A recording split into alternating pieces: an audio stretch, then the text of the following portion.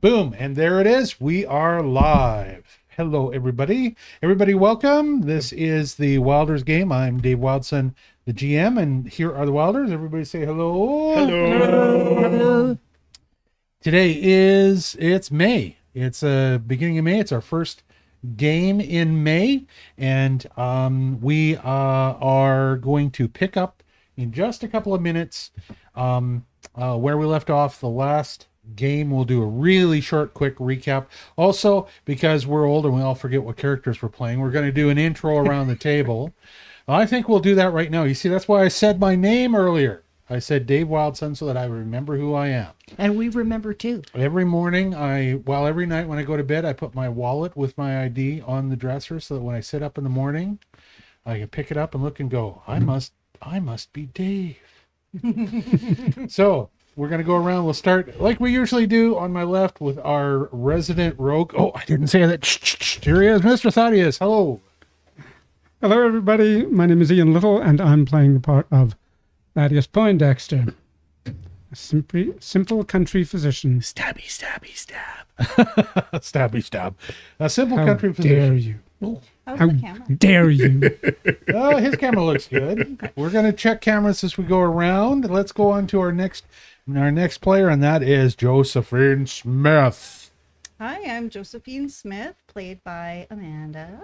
I am a half-elf sharpshooter, and I have a companion named Bear, who is a 6-foot-tall dire wolf.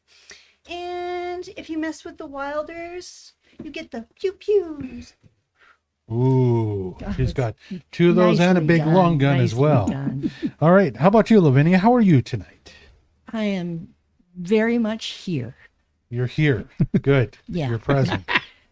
That's And it. how did you do getting your spells set up? Well, this has been our discussion over the last few days between Lavinia and myself has been her spells and getting them all set up. They're getting in there. They're You got getting in 'em? there. They're You not. figured? I've got them figured out, but not all slotted in She's yet. looking at all the ones that she hasn't looked at that are still in her list that she can kill things with. Loves it. Okay, what about you, Mr. Percival Redfeather? Percival Hello there. Redfeather at your service. And for some odd reason, last time we were on the Mynnior, we were flying around and the wind got so strong, it just blew my hat away. So I had to beg to one of the traders, and they sold me a hat for... They've managed to find a hat in with the dolls for the children, so they put that on me. Anyway, I'm a tracker and a ranger, and I'm enjoying my time with this crew because they kind of need me to be the muscle and the dumb one who goes first. So, And he fits that role so well. I do. Doesn't he? By the way, so your bullshit story about where your hat came from is excellent. And I just wanted to say, do you mean then that you're wearing a hand-me-down Ken doll hat?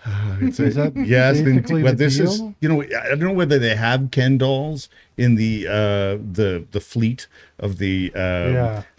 They haven't even been invented in They our haven't world been yet. invented yet, but I'm Wow. sure that they had a hat, and Maybe it was this probably was the inspiration.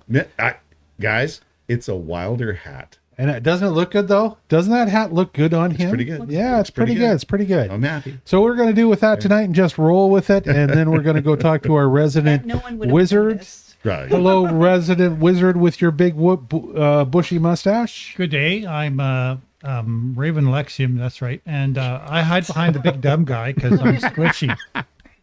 See what I mean about people forgetting their names? Yep. Yeah, we have a lot of stuff that we need to think about in this game, and it's stuff to remember. So before we actually go into the game and get involved and pick up on stuff like that, we're not doing any minis tonight. Oh, we're doing one mini tonight before we go in to talk about other stuff. I'm going to do that after I talk about this. I've got some sad news, and of course, all of our family and friends already know this, but you haven't seen him on camera very often, but our wonderful little doggy, and I'm going to actually go to the adventure screen. Let me just have patience with me while I get this set up. This is our wonderful little doggy. His name was Simon. Can you put it on the yeah, put it on the Yes, camera. Oh, okay. Oh, It's yeah. all good. Sorry. It's there. Yeah, I'm it did in come good. up for a little bit. So this is our little dog Simon, who unfortunately had to go to sleep last Friday.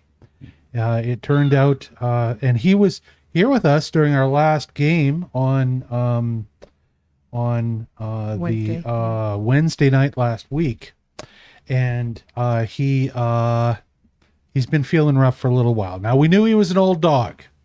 We don't know how old he is because he is a double rescue. But so he came to us, and we have no idea about the first half of his life, and he's lived with us for about 10 years. And we knew he was getting old. We knew that somewhere down the road we would be out of time with him. But you always think, well, it's not yet. And so we have been trying to spend as much time with him as we can, which is good because he's the most needy, stubborn, little pea-brained, wonderful dog you've ever seen, who runs the house, and his main goal is to get you to sit on the couch with him. That's been his life, and to the point where he would even come and bark at you in other parts of the house to try and herd you in there just so he could sit with you. Anyways, he was feeling rough. We took him to the vet a couple of times, and the second time the diagnostics came back with x-rays, and he was in extreme advanced lung cancer with huge lumps in his lungs, more cancer than actual airspace. And he went downhill very fast, and so he had to go to sleep, and it has killed us. It's been very, very hard because, he just was a real thief, a real heart stealer, and we love him very much. We always will. So we bought a little statue that we're going to put his ashes in right there. And that's going to go on our mantle now as soon as we get the ashes back from the vet. So, yeah, it's a sad time for us. And because of this, I haven't gotten a whole lot done this week, as you can imagine. I did manage to get about half the stuff done. So in my usual fashion, I'm going to be a half-assed GM playing a half-assed game with my half-assed friends. And we're going to have a full-assed fun time. So, Did you practice that? no, I didn't. I just made it up right now. I just made it up. So, Can you just read the chat really quick? okay, There all are right. some messages for you. So we'll go look at chat real quick, and the Pink Captain says, "I'm sorry for your loss, everyone." And there's some very sad emojis.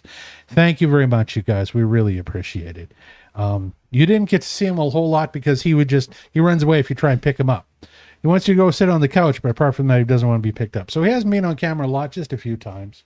They probably saw us opening the door for him. Oh, millions God. of Time, times. yeah. So if you're wondering why people go to the door and open it back and forth, if you look at any of our old videos, it's always that dog. Sometimes a cat. Sometimes they can. But mostly the dog, because Larry's kind of a come and go cat. He's really chill. Simon, no, He's Simon bigger than the dog. was the king of needy. Oh yeah, like Larry weighs probably 6, 7, 8 pounds as a cat. Simon weighed 3.5. Did I say that backwards? Are you talking kilograms? No, pounds. Larry's at least a 15, 16-pound cat. Well, He's Simon a is. big boy. Simon was on the scale at the vet, and he was 3.5 pounds. That's how little he was. It was amazing. Okay. So, anything else any of the Wylders want to say before we move on? I'll take that as okay. All right. So we are going to continue on with our game and our plans. And my stuff should be switching here. Did it switch for you? I think I'll just stop that and I'll start again. There. So got the right screen on the back? Yeah. Yes. Good. Okay. We got the right screen in the back for the Wylders to look at. And it is the screen of the map of the Sky Galleon Mynnior. Now, I said we were going to talk a little bit about the minis, and I got to show you this because it's so cool. So we showed this ship briefly back 2-3 games ago, right? Well, thanks. Hold on, I gotta get it. Thanks to the amazing artistic abilities of one Mr. Ian Little. Check that baby out. Amazing. There we go. Doesn't that look good? Yeah. That's awesome. That is what the Mynnior, the Sky Galleon Mynnior, is actually supposed to look like in full sail. So we want to thank Ian very much for doing another awesome job. Thank you very much. Big round of applause for Ian. Yes. That's awesome. So we will be having that as a prominently in our background or mounted someplace and use it for any positioning that we need to do in the game. It's a little bit big for our table, but we'll see what we can do.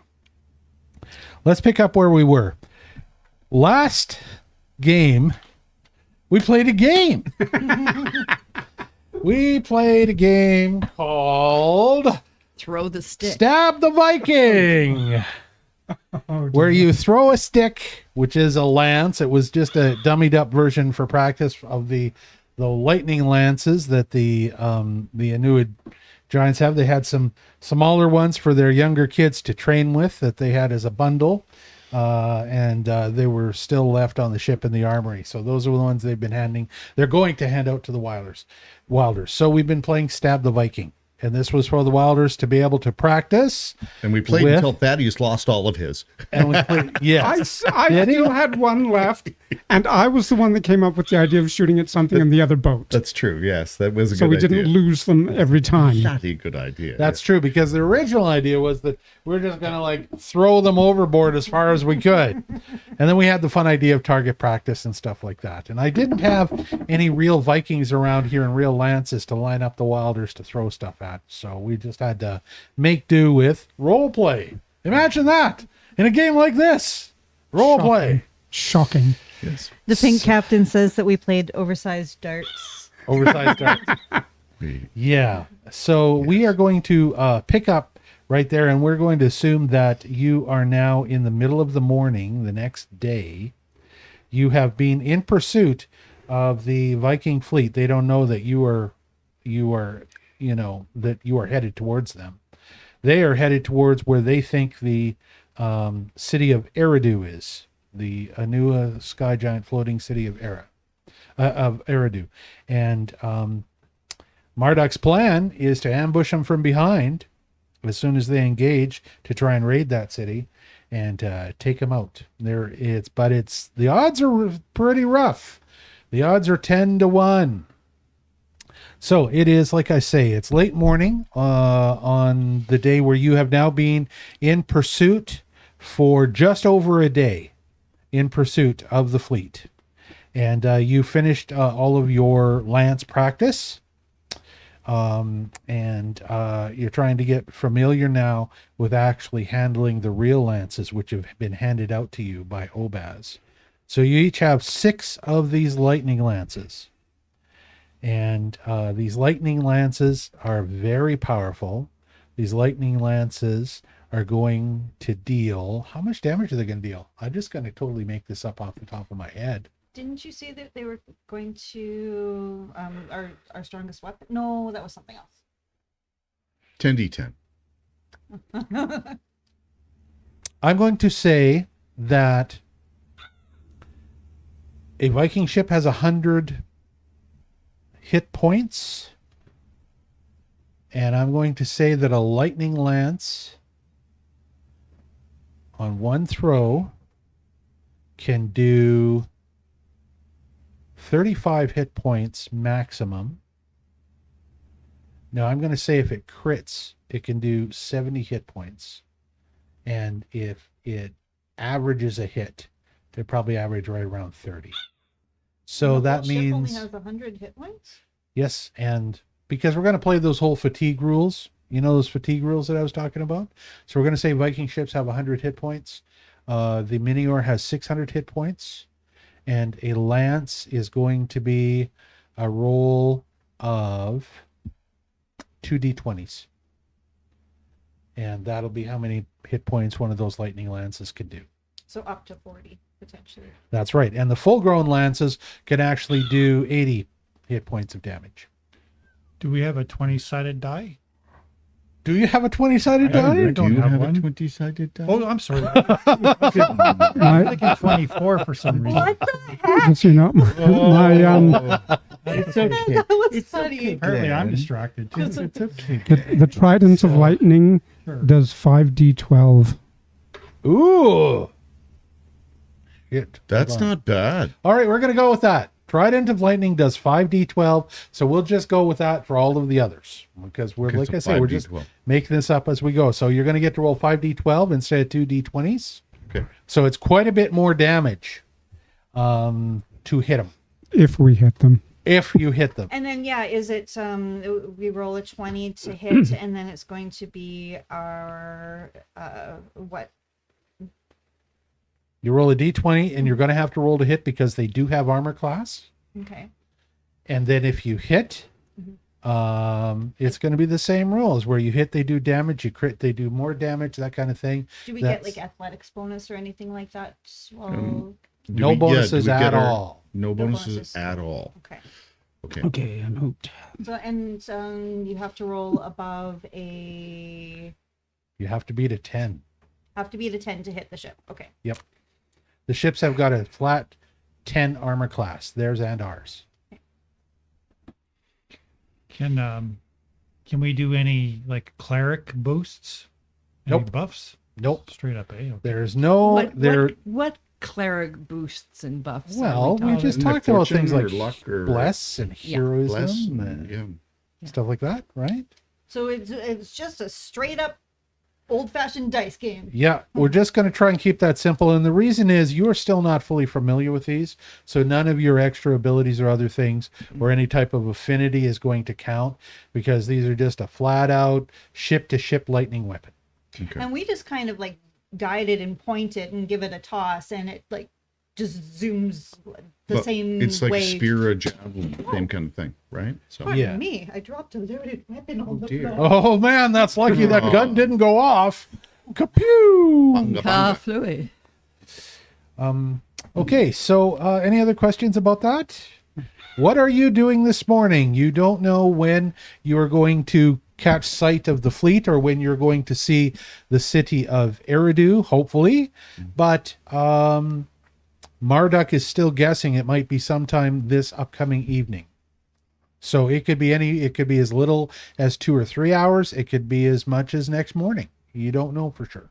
Wait, are we going to the city before pursuing the? No. Okay. But Marduk tells you that you're going to see the city because, of course, it's giant mass and because and these it's guys are gonna giant be and the attacking. giant cloud underneath it. You're going to see that long before you're going to actually be able to see the little tiny black specks that are Viking ships, hopefully between you and the city, and as they grow and grow and grow. Yeah. Now, Marduk is counting on, he says, if you catch sight of the fleet before they reach the city, and it is tonight, then the sun is going to be against us because it is going to silhouette us as it is setting in the west, and we are to the west of that fleet. But if it ends up being as late as tomorrow morning, then we will turn the tables on them exactly the way they turned the tables on us 2 mornings ago. And that is, we will be coming out of the western darkness while the sun rises in the east behind the city and silhouettes them very well. So he kind of hopes. Even though a ship is in silhouette, they've still got the sun in their eyes.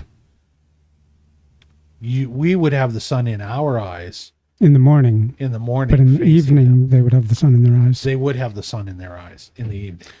But is the sun in the eyes going to matter for a giant wooden mast with big sails? I guess we're going to find out. But if we're very small still in the distance, it may be to our Maybe advantage. you'll be hidden in the sun, you think? Yeah. I suppose that's it would possible. certainly make our deception a little more easy Yeah. because we Because are trying they'll to also deceive be them. focused on the city. Yeah. Would they be lit up at night? The Viking City? ships will not be lit. The Sky Galleons generally carry more lights than the Viking longboats do. But Marduk is going to order no lights as everybody is on full running I was alert. just wondering for target However, in case we come upon them in the There will be a substantial glow from Aeridu, the city itself, and all of the lights that are in that city. So Marduk explains to you that there's a very thick, large wall. It's irregular. It's not perfectly round, but it goes around the city. And mounted on that is where the defenses, the Anua defenses for Aeridu are going to be. There will be a few lightning cannons mounted, but not enough.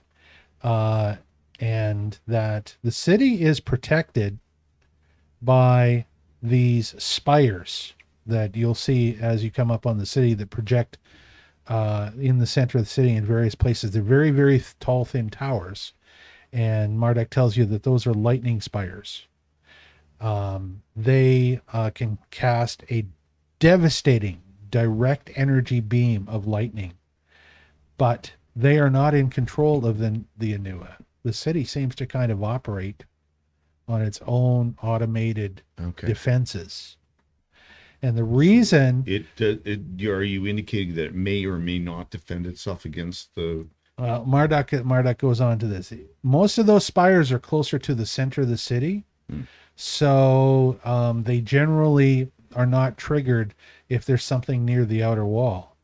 However, if something tries to gain altitude and fly in above the city in any way, they're immediately triggered at an unlimited distance to fire if something is at a 30-degree angle or higher above the city, which is why everyone approaching one of their cities is always careful to stay level with the walls and not to try and fly up and over the city, because you get much higher than those walls. You get any higher than 30, 40 feet above those walls, and you could be flying up into the danger zone where those automated systems will just zap you out of the sky like a mosquito and a laser.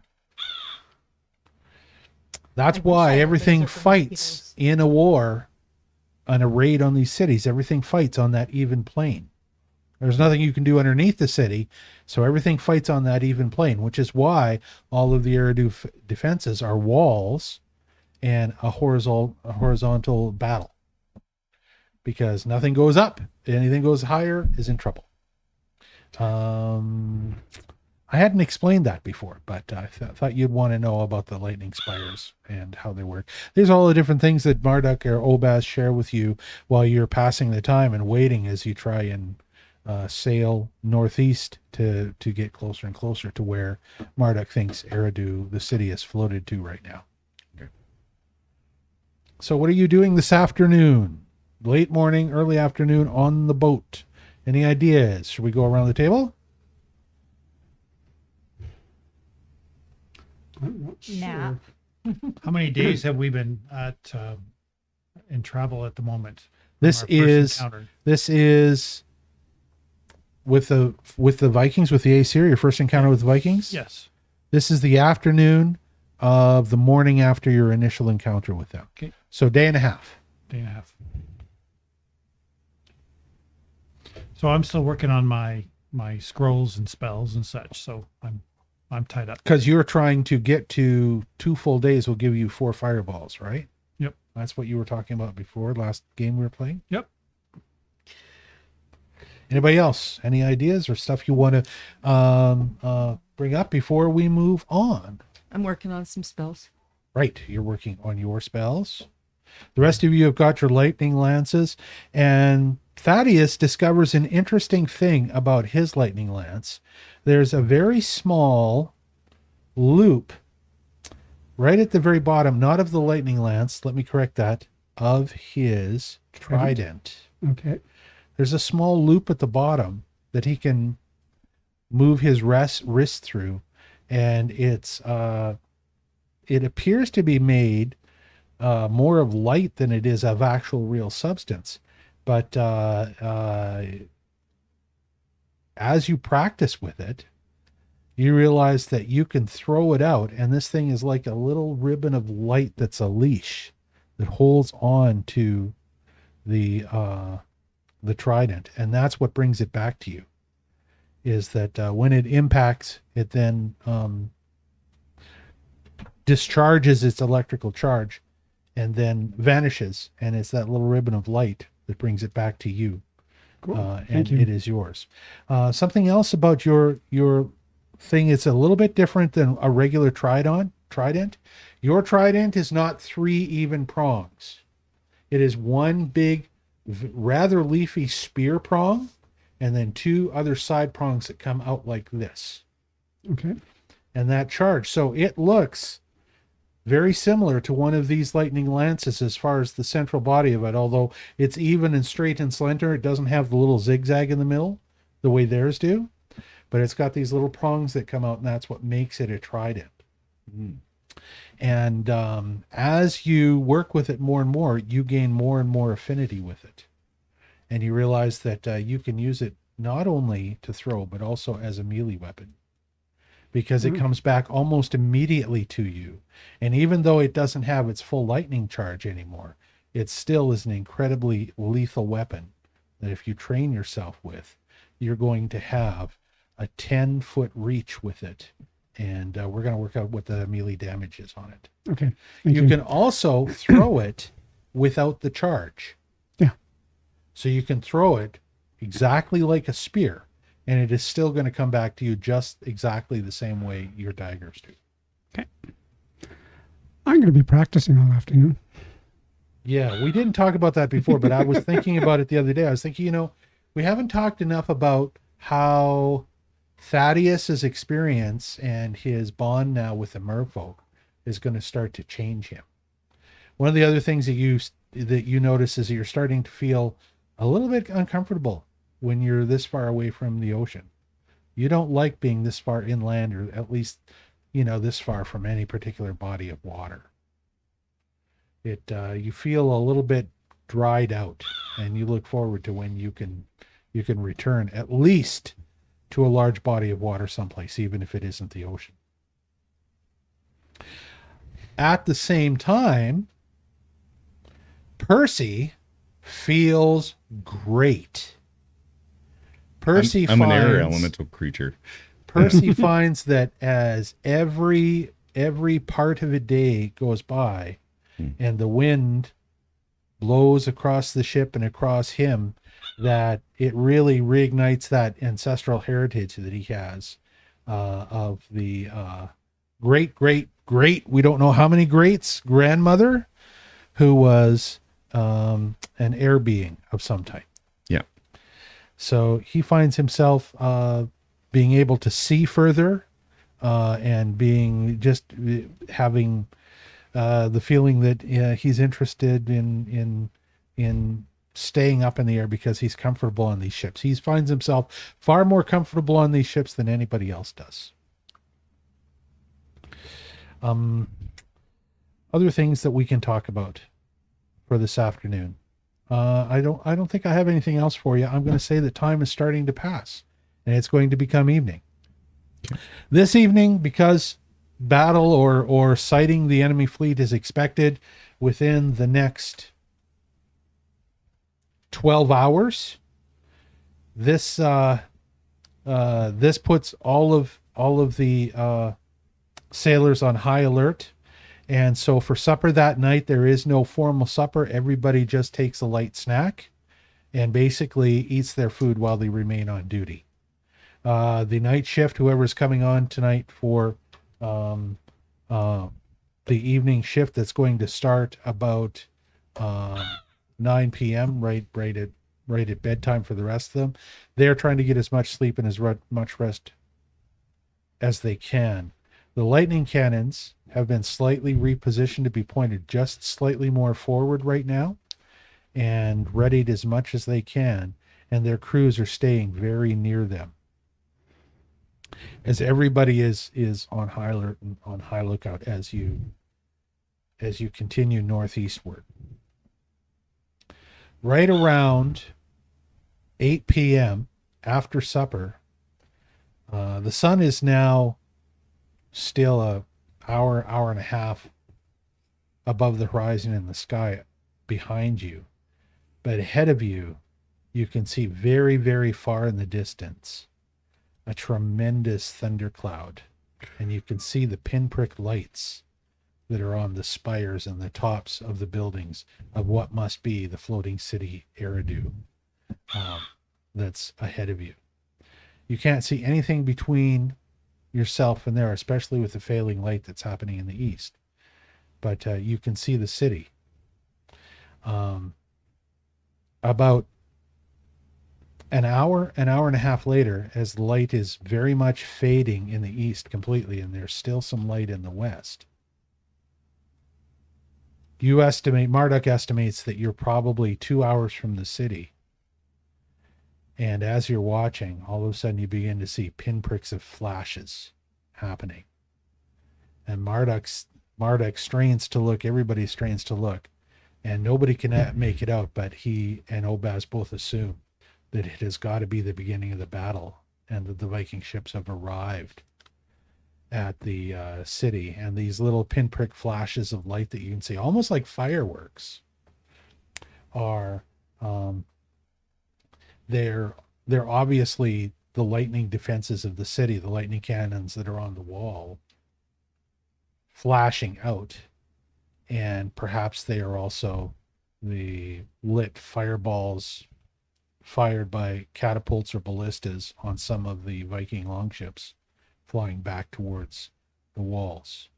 And Marduk reminds you that their goal is to try and take these boats from behind, but to be careful what you are aiming at, and make sure that it is a longship and that it is not a longship that is longside and grappled with any other flying craft.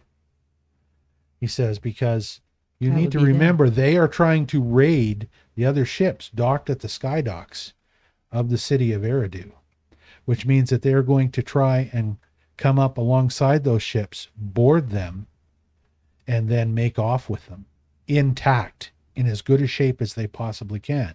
So they'll be trying to subdue the crews. They'll be trying to withstand any of the defensive attack coming from the city walls and make off with those ships. This is what it's going to be, is a raid.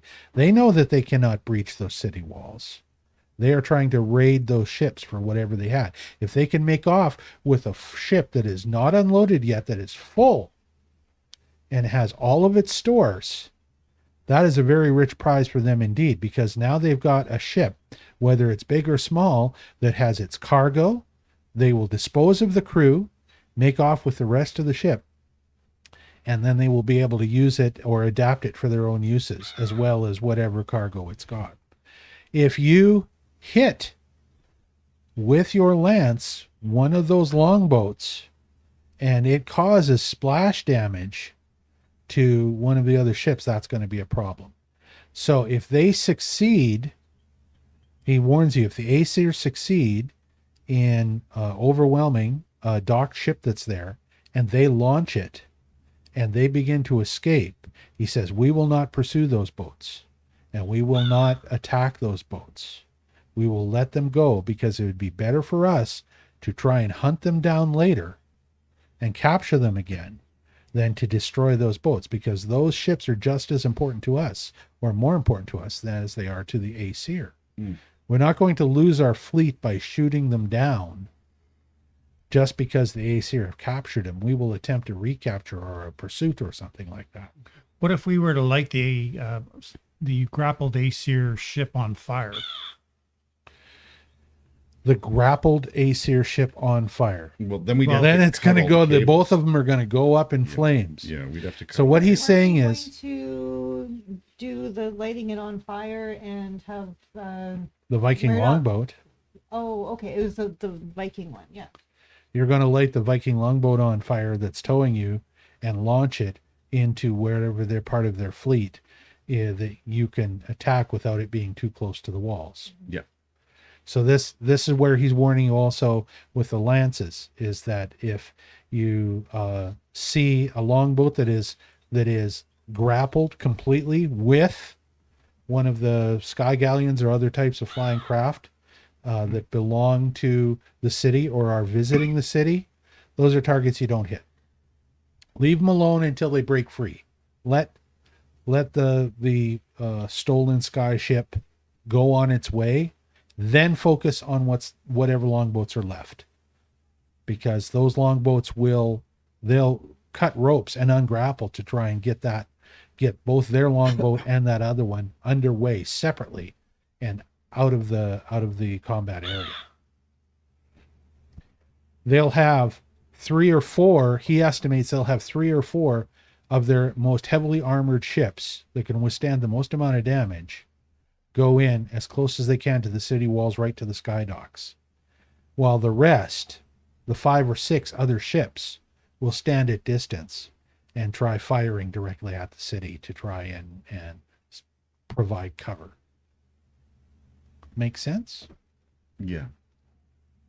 Yeah, I'm still trying to visualize how the battle's going to unfold and how our positioning is going to count and where we're going to position ourselves and stuff. But I'm Well, sure funny you should ask that. Okay. May I just really quickly, because I just checked YouTube and Pete's here. So hi, Hey, Pete. Pete, Pete Merrill. Hi, Pete. Hi, buddy. It's good to see you. It's funny you should ask that, because if we have a look at the main map, the map, I'm going to update the map that is on the table. So here's our map on the table right now. Let's go to table map so you can kind of see it from the overhead view on one of our cameras. There's also the adventure screen view of the same kind of thing. And now that you have sighted the city, that makes this map suddenly become relative to what we're doing. I got to switch this out. It's going to take a while to load because this is a big ass frickin' map. Ooh. Wow. And I did not expect it to show everything on this one, but I guess that's because I'm an assistant GM. As you close the distance to the city, here is our battle map. This will help you visualize what's going on. As you can see, this boat down in the bottom corner is, of course, you. This is the Mynnior. Okay. You can see the walls of the city. I'm going to take our table map and I'm going to zoom it out. And this will give you an idea of how big this frickin' map is that I made, because I have to zoom it way down for you to get to the battle. And not only that, but I've been trying to populate the city. Now, the city's only half done as far as the actual beings that live in the city. It's only half done. But because this is going to be like Battleship, except that you can see all the ships that you're fighting, these are all little tokens that move around and do their thing. Right. Okay. So, So I'm going to talk to Marduk and make sure that we all have our signals collaborated. I'm going to relay to him that it's important we follow your instructions. You're in charge of this battle. So you say, we do. And, you will indicate to us our targets, or should we just choose our targets on our own? So, Marduk says, all right, well, I'm going to place, as usual, I'm going to place you in Obaz's charge. Okay. All right. So he'll give you any orders that you need while I am busy. Yep. But for the most part, just follow the lead. You're going Right. to see where our lightning cannons target and fire. Yep. Hit those ships. You want All to right. take them down? That's a good place. If those targets, we have successfully taken them out of the battle, and you need to pick a new target when it becomes your turn, all you need to remember is don't pick a target that's grappled to one of our sky ships. Right. Any other target is fair game. Mm. He also points out to you that you can see on the city, and I'm going to zoom in the table map for this just to show you. You can see on the city, let me just move this over and zoom it in. There are, in fact, now on the city, I've put the NPCs in, some of the NPCs here. You can see some of the NPCs. You can also see these. Oh, does it show them? Damn it. There's a little. Are there numbers down there? Can you see numbers on the table map? Are there little white things with numbers? No. Does not appear so. There appears to be some NPCs here and here and there, but You're supposed to be able to see all of the. Maybe if I go to this, where's the journal notes? The pink captain says, in honor of Star Wars Day, you guys are fighting a cloud city. Oh, good job, Silva. That's right. you truly belong with us here among the clouds. That's a great line. When's love your that flight line, right? arriving? Are you smoothie? Good line. I might need to. Okay, we're going to try one at the docks, and we're going to see if we click that. Did it appear? Yes, it did. Okay. All right. So, of course, I only have to click every single one individually. And I'm going to do this as time goes on, but you'll be able to see these there they are. little white Okay. things appearing now. Oh, I see On them. that Yeah, side, they're yeah. appearing. We were all like staring at this point part, I think, and like.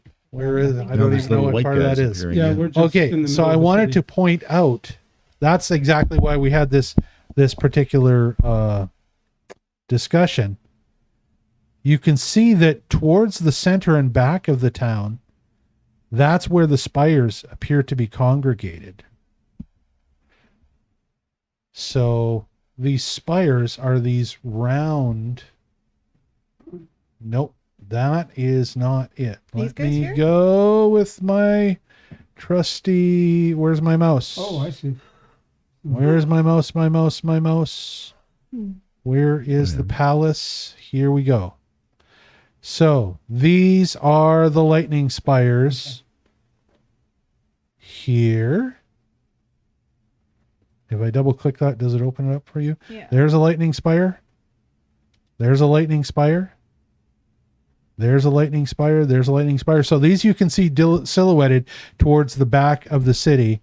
And then out at what appears to be a shipyard, there are two more lightning spires over here protecting the shipyard. Those appear to be the only lightning spires in the city. There are 6 of them, and they are back here. So the battle, you notice that the Vikings, from your vantage point, you notice the Vikings are keeping well away from that area, and they are attacking the sky docks that are over here. And each of these is a pier that comes out into the air Cowards. that's got the sky docks on it. They well know that they want to stay out of line of sight of those lightning spires just to be on the safe side as they try and raid these ships. So this is going to be the battle. You're going to be fighting, and we're going to just do a roll for initiative for you guys so that we can get this all sorted out. And I'm going to take all of you, and because this is a giant city map with lots of little towns and stuff like that, I'm going to go put all your little winky guys. I haven't added you to the map yet. I need to add you to the ship. So there's Josephine. Look, you're all huge on the ship. Oh my God. There you go. There we go. But this way I can actually add you to the rotation. And besides you, the only other one I'm going to add is the ship itself firing. And so you are on top, and that's this. It's its own token. Is that showing up okay? Yeah. I don't think that'll We be. said one of the NPCs should be Lando. Lando Calrissian. Calrissian. Lando Calrissian, who is administrator of the Cloud City. Yeah. Interesting. Star Wars, more for Star Wars references. Okay. Nerds. Nerds. Nerd alert. Okay, so I have you all on there, and this way I can add you all to the initiative. So we're going to do that now. Like I said, this is why I've talked about only being half-ass prepared. Do we get our initiative bonuses for this? Or You no? do not. Flat roll. Flat roll. Oh, Let me see if I can find the button to click. This is really, that's not it. This is it. There, I gotcha. And the Mynnior too. Now we're going to add the other ships just so that they each get a turn to either maneuver or fire. As ships, the way the ships are going to work is the ships get one action per turn. They have to choose on that action whether they are going to maneuver or they're going to fire. So we're going to take them and we're going to put all them on here. And we just had our alarm go off. Well, I guess I'm going to have to, oh my God, I'm going to have to zoom in. I'm going to do this on the break. I'm going to do this on the break for the most part. And I'll just move them around and wing it since then. What are our initiatives? Starting with, we'll go around left to right. Thaddeus, what'd you get for initiative? 5. 5! All right. Someone had to get a 5. You're down on the bottom, in the bottom now. Okay, what about you, Josephine? 14. Thaddeus, how come we didn't go to the bottom?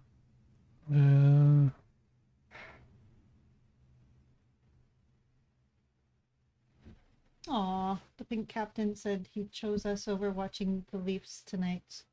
Good. Yay. Excellent. Oh, the make beliefs. Very good. That's good.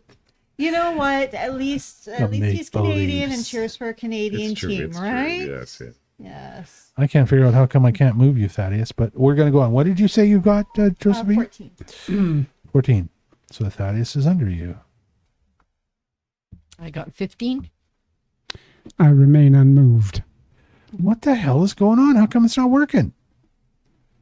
Do I not have something? Do I have something? Let me click that button. I don't mind starting like having a later initiative sometimes, like having people have a few turns first. It's like, Let others take a go. Now I can see what I need. Well, I can move Josephine, so I moved here. What about you, Lavinia? 15. 15. So you're above Josephine. Percy. 19.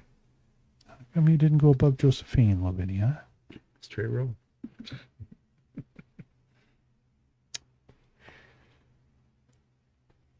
Okay, this thing is buggy. It So would've we been upgraded 31 with to the latest version of Foundry, is that what?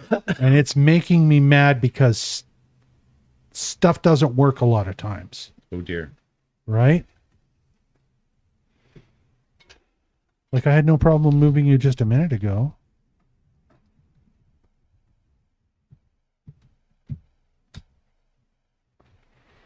What was that, Percy? What'd you get? 19. So you're supposed to be top. The Mynnior will go first above all of you. Oh my God. All right. We're doing a paper version. We'll look at the pay-per-view. Let's get our pen. Manual pen. What is this strange thing? Get one that works. The pink captain says he does root for Edmonton too, and would love to see the Oilers versus Leafs in the Stanley Cup final. Wouldn't that be? Wouldn't that be intense? exciting? Oh, Yeah. that would be like Yeah. Western Canada against Eastern Canada. Oh, dear. Like we need any more. Like, What about you, Polarization. Raven? What did you get? 13. 13. So Percy's first. Yep.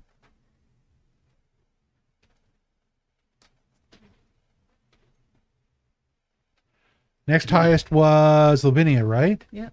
Percy, Lavinia. You were next, weren't you, Josephine?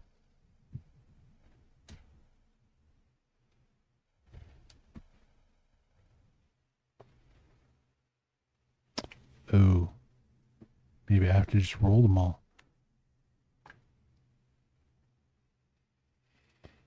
Maybe it's an ID10T error.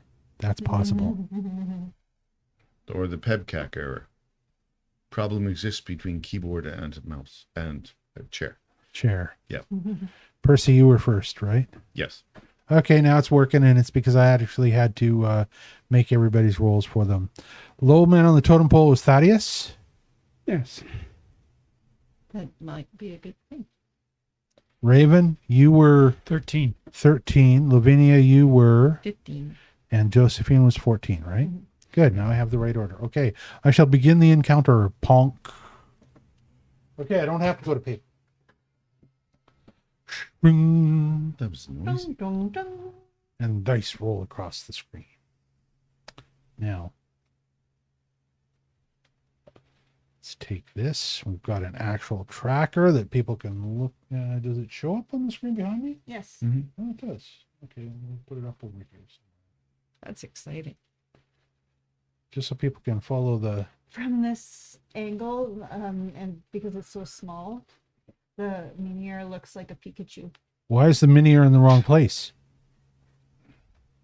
It has Raven. Oh, I see. Okay. Thaddeus is not where he's supposed We're all in the wrong place. to. It went screw that. Percy, We're shutting that off. Lavinia, me, Raven, Thaddeus. Okay.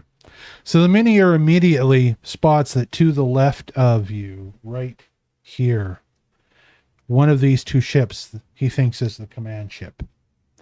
And the cannons, the two left cannons on the Mynnior take target on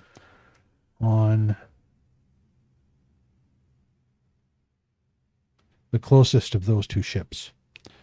So the Mynnior is the one that's fighting, and it's targeting this ship right here. And so you see the two cannons unleash on that ship. And let's see what happens. We're going to roll some dices. So this is an experiment because I've never done this type of combat with us fighting an aerial battle. And I mean, I don't know what the hell to do, right? We don't do this stuff. We don't fight big aerial battles. So we're just going to wing it. And we're going to say that with a 19, the first hit hits that ship. Nice. And does, how many was it? It was It was. I thought it was five 5d12. D12. 5d12. Yeah. Well, when it's a lightning cannon, it's 5d20s. Ooh. So the lightning cannon hits that ship for 11, and 3 is 14, and 8 is 22, and 13 is 35. How many is that? That was 4? And 7 42. hits that ship for 42 points. Yay. So that ship has currently only got 58 points left. 42? Is that right? 58 and 42? Should get our 12s ready because we roll 12s too, right? You're going to roll 12s too, so amass your 12s. That is the first of the two lightning cannons. Unleashes. The second lightning cannon fires. Crap. The second lightning cannon rolls a 20. Wow. Nice. Holds that ship. The second lightning cannon holds that ship right in the middle. And that ship is dead. And First shot. falls out of the First deaths, my friend. because As it's the a rest of the pure Vikings turn tail and ambush. run. Oh yeah, total ambush. It's a pure ambush, right? Yep. Let's assign effects. God, I keep on zooming in and it's still so little. Ooh. Oh. Come here. How far away are we from these ships? I'm going to say that you have closed the distance there. That's a dead ship now. I forget. I know you told us, but how many spheres do we have? 5. 5 Only each. 5 each? Okay. Yeah. I'm going to say you have 5 each. I don't think you're going to get more than 5 shots out of this thing. That's 5 rounds. Plus a Plus your trident. That's right. So that first ship is destroyed. And let's just turn it upside down. For the people at home. Can we get a triple? Does that work? No, it's got to be the table map. Even the table map is too far away. Oh, I'm sorry. Table map didn't update. Shit. That's the problem when I've got to run 3 independent screens. Mm. Here's the ship that is destroyed right here. Yeah. And my brilliant idea to turn it upside down totally doesn't work because it still just looks like it's pointing the other way. The So, skull was a it's good just dead. The indicator. skull. The skull is a good indicator. The skull is an indicator that that ship, and not only is it's not just dead and listing, it's been holed and it is now falling out of the sky below you and dwindling until there is a tremendous crash on the ground and the entire ship smashes. The center of it is just obliterated as Oh, you wow. watch it hit the ground far below you, hundreds of feet below you, and only the two ends of the ship, remain intact, while the middle of it is completely smashed apart. It looks like a shipwreck. It looks Okay. like a Wow. hardcore shipwreck. Dave, I have a question about this little rowboat. It would appear that one of the ships, and you can hardly see it from your point of view, but it looks like there are two ships grappled. I'm going to zoom in here. There are two ships that are, in fact, actually grappled. This ship is grappled, and it looks like there's fighting that is going on this ship as this ship has come to try and take it over. And these ships may be moving to assist, although this ship might be going for this ship here. Yep.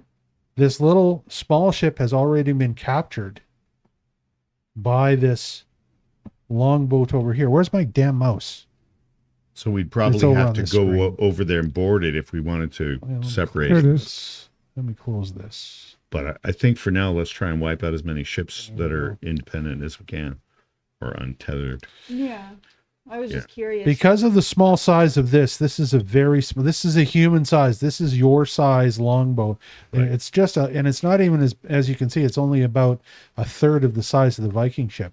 This Viking ship has begun to turn and is going to try and now get away with this ship grappled because it's small enough that the Viking boat can try and escape, keeping the ship captive. Okay. That gives you a problem because you cannot attack that ship. And Marduk gives very specific orders not to go after that Viking longboat. The other one being attacked and grappled is up here. So there are two of the ships in the 2 hours it took you to get there. There are two of the ships that are being boarded by Viking longboats. Okay. While this is happening, you see arcing light lances coming out from the city and hitting these two ships. And then as you get closer, something you see amazes you, and there is suddenly a stream of small chariots with pulled by flying horses that exit this gate right here Ooh. and begin to stream across the sky to try and counter this Viking longboat that's trying to escape. Okay. But it's my turn next. So Yes. From your viewpoint, now I'm going to move your ship up a little bit Didn't the because the timer Mynnior go is off, done. Yeah. Oh shit, the timer's timer went off. up. Timer What went time is it? 8:01. It's 8:01. That's not bad. Okay. Okay. We're going to finish the Mynnior's turn, Okay. and then it is going to be Percy's turn when we come back after break. Okay. All right. So the Mynnior itself, which is, can I move all of you at the same time? Let's give that a try.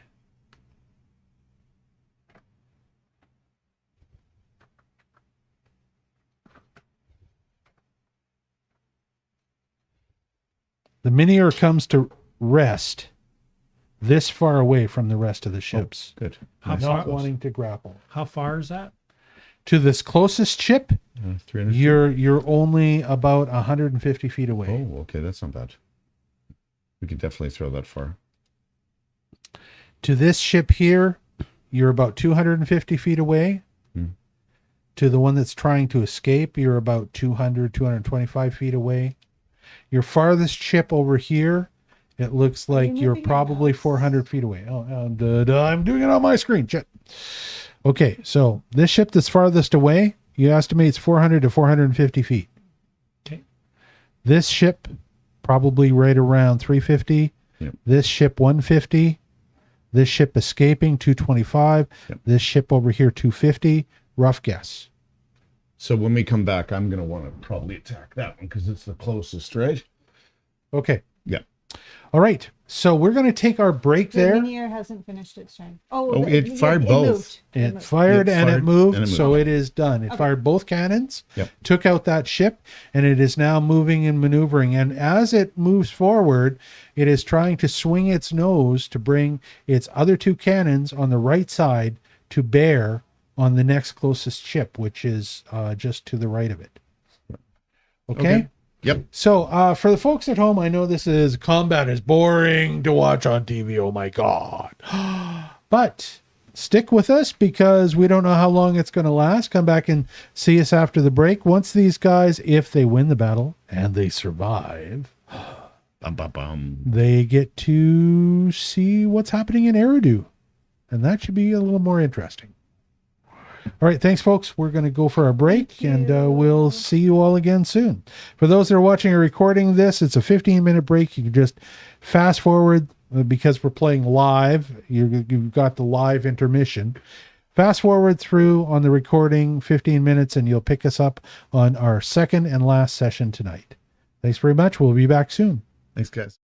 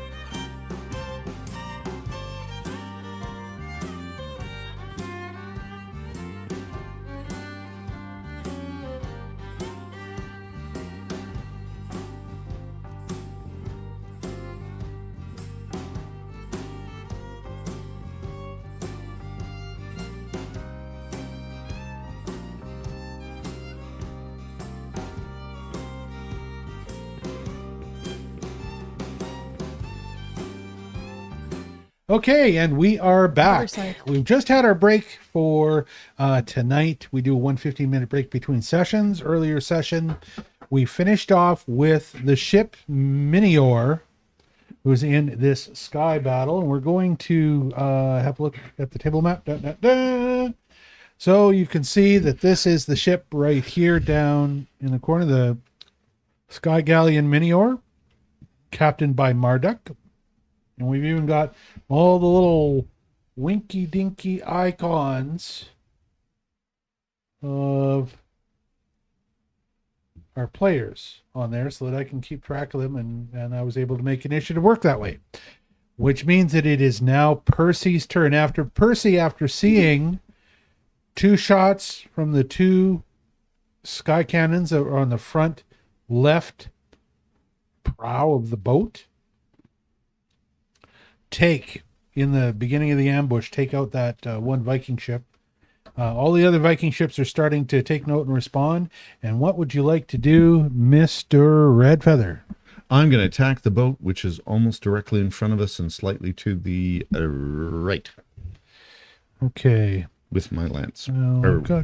The lightning lance. I'm going to just zoom this in so that we can try and get all the boats in one screen on the screen behind me. Is it on the screen behind me? Yeah, it is. Yeah, it's not on the side screen.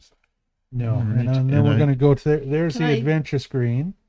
Interfere by casting bless on everybody so that it makes our aim. Not before your turn. Okay. On your turn, you can, though. Okay. You can bless people or do whatever you're going to do then. Okay, and I All rolled right, a let's go back and see what you 15. rolled a 15. 15. Well, you beat the 10, so you hit them. Okay. All right, so you're targeting this ship right here. Let me pull up the thing on that ship. We get it? Yeah. Okay, you're targeting that ship that's right there in front of you, and you get to roll 5d12s to see what kind of damage you do with your little lightning What did lance. you roll for with the mini? Oh, it was 5d20s. Because it was the lightning cannon I instead was- of lance. Yeah, no, I was just making sure that you hadn't accidentally rolled 12s. Yeah.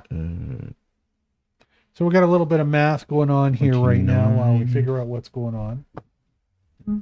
But there we go. Look, I even got a shot of the 2 ships that are in the battle.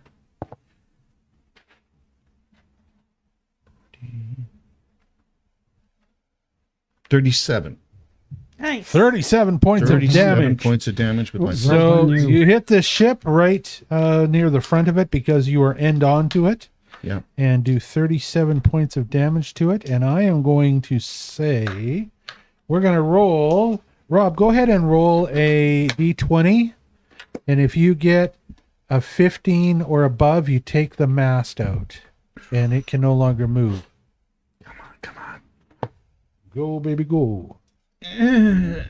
14. 14. ah! So No. just missing the mast, you hit the hull of the ship and blow a small hole in it. The ship is still, and you see a couple of Vikings fly overboard from the power, like knocked overboard from the power of your lightning strike. You said it was 37? Yep. 37. So that is 63. Wow. 63 health points left on that ship. And so does it take 3 moves to throw the Yep. Okay. You get 1 action per turn, just like the ships either have to do a move or an action. Yep. I figure that's fair. I'm going to say it's pointless whether you do a move because you're on the ship Yeah. and you're throwing long distance. Yeah. So move doesn't matter. It's just going to be 1 action to throw the lance, not multiple lances on your turn. Okay. That way we're going to go around real quick because next person's turn up after you. I got to go get ready here. It's Lavinia.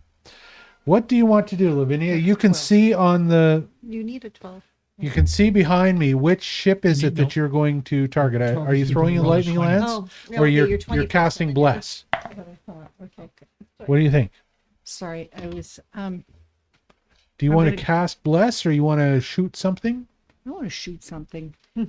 I knew it. That makes sense. Everybody does. Ooh, nice. 19. 19. 19. You Very hit it. nice. Here are 5d12s, so you can roll them all at one time. Oh, nice. There we go. And just count them up. Thank you. Okay, so Lavinia is rolling her d12s. We're gonna do a count up and count 'em all. Plus 9 is 11, plus 3 is 14, 16, plus 9, 25. 25 points of damage. To Can what? I use those too? Yeah. Of course. Lavinia, Yes. to what? Which ship? Same ship that Rob was hitting. The same ship that Rob targeted. And Closest to us, yeah. okay, all right. You hit that ship for 25. 25 points of damage. Yeah. So 2 makes that 58 minus 20 is 38 points. So that ship is down to 38 points. Hmm.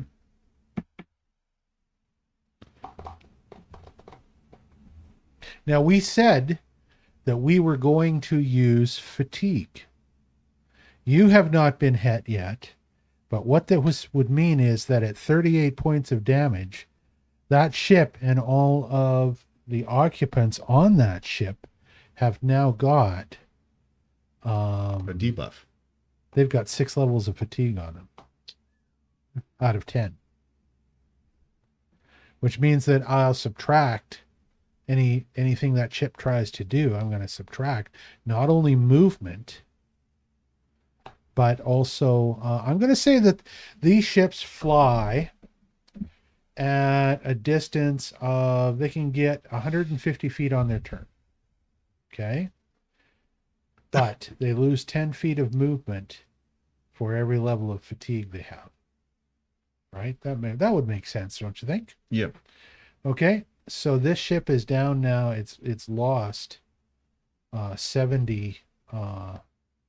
60 feet of its movement of its 150 feet. So if they, at full fatigue, they could still move along a little bit, drifting, but it'd only be like 50 feet per turn. It is now, is it your turn, Josephine? Yes, it is. Lavinia, good job. You hurt it badly. I missed. One night bite I missed. Okay. Where were you I aiming? was aiming at the fatigued ship. You're aimed at the fatigued ship? Yes. All right. Actually, I was aiming way far. That's why I missed. Like at another ship. Oh, okay. Yes. All right. Okay. You Yes. missed. Okay. Because why would I miss We'll call something that. that is so Yes. easy for everyone else to hit? Now, at the end of your turns, it's going to be the turns for the chance for the Vikings to do something. So, what about you, Mr. Who's left? Is it just Thaddeus left in these turns? Mr. Alexium. Lexium. Thaddeus and Raven Alexia. Raven, yeah. How Am I about Thaddeus? last? No, I am. Thaddeus is last. This thing is just wonky. It keeps on putting Thaddeus in the wrong place. So I'm just going to go jump over him while I do this. Story of my life. Okay, so go ahead, Raven Alexium. Well, I actually want to cast Fireball. I knew he would because he Yeah. wants to burn that ship up. Burn, Burn baby, that ship to burn, the burn. ground. And I'm going to go for the one that's closest to the one that's trying to dock on the bottom right. Okay, so we're going to zoom out a little bit. One that's trying to dock. Well, it's This close guy to right a here. ship there. This one right here. Oh, that one? This one. Okay. And if I hit it, maybe it'll be too distracted to try and grapple. Is my Okay. thought process. So All right. I rolled a nat 20. Whoa! So Raven gathers all of his power. You see this massive fireball arc out through the air over top of one Viking ship to strike the Viking ship behind it, as it's not going in a straight line like a lightning lance might. It's going over the top. It lands bang right in the center of the deck, and it's upcast, isn't it? The level it's 3, a or it's level just a 3. level It's 3 a spell? level 3. Okay. Yeah. The level 3 spell, so we've got our 66. 6d6, Since but he it's rolled doubled a- whatever he damages Six it. D6 and then times since, 2. Since he rolled a 20, he hit the mast. Yes, I'm going to say that it's dead in the water. Okay. That's 15, 23. So you hit it for 23 23 points of damage, times, 40. times 2. 46 points of damage, and starts on fire. Yeah. Yay! Good job. So the ship starts on fire. I've got to go and Flammable ships. Like fire. Burn it with fire. that's 54 points You know, left. in other circles, this would be an undesirable trait of mine. But, it's okay here. We're in a tiny cavern with flammable materials all around. Fireball. Yeah, Exactly. It'll be a little choosy with the spell. I know. I'm going to say that the fire doubles every turn, and the fire does half of whatever its original damage was. So the next turn, the fire raging because it's light beam wood and so highly flammable, in the next turn, that ship will get, well, on its turn, it's going to get the opportunity to try and roll a reflex save to see if it can put some of the fire out or put it out completely. But if it fails that, then the next turn it's going to take 23 points of damage because the fire rages, and if it survives the turn after that, it will take 46 points of damage, or 48, whatever, 46 points of damage, because it doubles. And if it were to survive by some miracle beyond that, once again, that would double again. And that would be the way it's going to work is these fires double and they double and they double. So it would be 80, it would be 92 points of damage in 3 turns. Because he would been, it's 100 points. So Yeah, it so would there's be no way way before it can that, survive that long. yeah. But you see the Within 2 turns, process, it'll be going down. the process for light beam catching on fire is that it burns so fast that it every turn it doubles in size and power. Okay, that means that it is Thaddeus's turn. I'm aiming one of the lightning bolts at the nearest ship. So Okay, so- Thaddeus is going to go for the nearest ship. So that's the one I hit. Yeah. He looks disgusted. Wait a second. Wait. Thaddeus has got one. Thaddeus already got one. got one. He's already got So one. Thaddeus Chrono. took a feat. Yeah. Oh, you've got one. He's got one. There you He go. took a feat when he leveled up the last time, and the name of that feat was "Try That Again." Ah. So Thaddeus is going to try his roll again because he's very unhappy with his last roll. Oh, jeez. Oh my god. No, dear, no. And he does. He tries it again and does exactly the same thing. No. One Worse. more. One more. You rolled a 1 the first time, a 2 the second time. Oh my God. Insult to injury right there. Dear Lord. All right. I apologize. At least you didn't hit your own foot. Well, you see, that's the thing. If it's a 1 or a 2, I'm going to roll to see if he takes any damage from his accident. And it's a 2. So he doesn't. If it was a 20, I'd say, yeah, he did. That was kind of you. Kind of him to roll that. Yeah, kind of you to judge it that way. No, I was going to judge if it was like a really high number, then the probability, because it's a high probability, is that he takes some damage, which would be a little bit of lightning backfire. Make sense?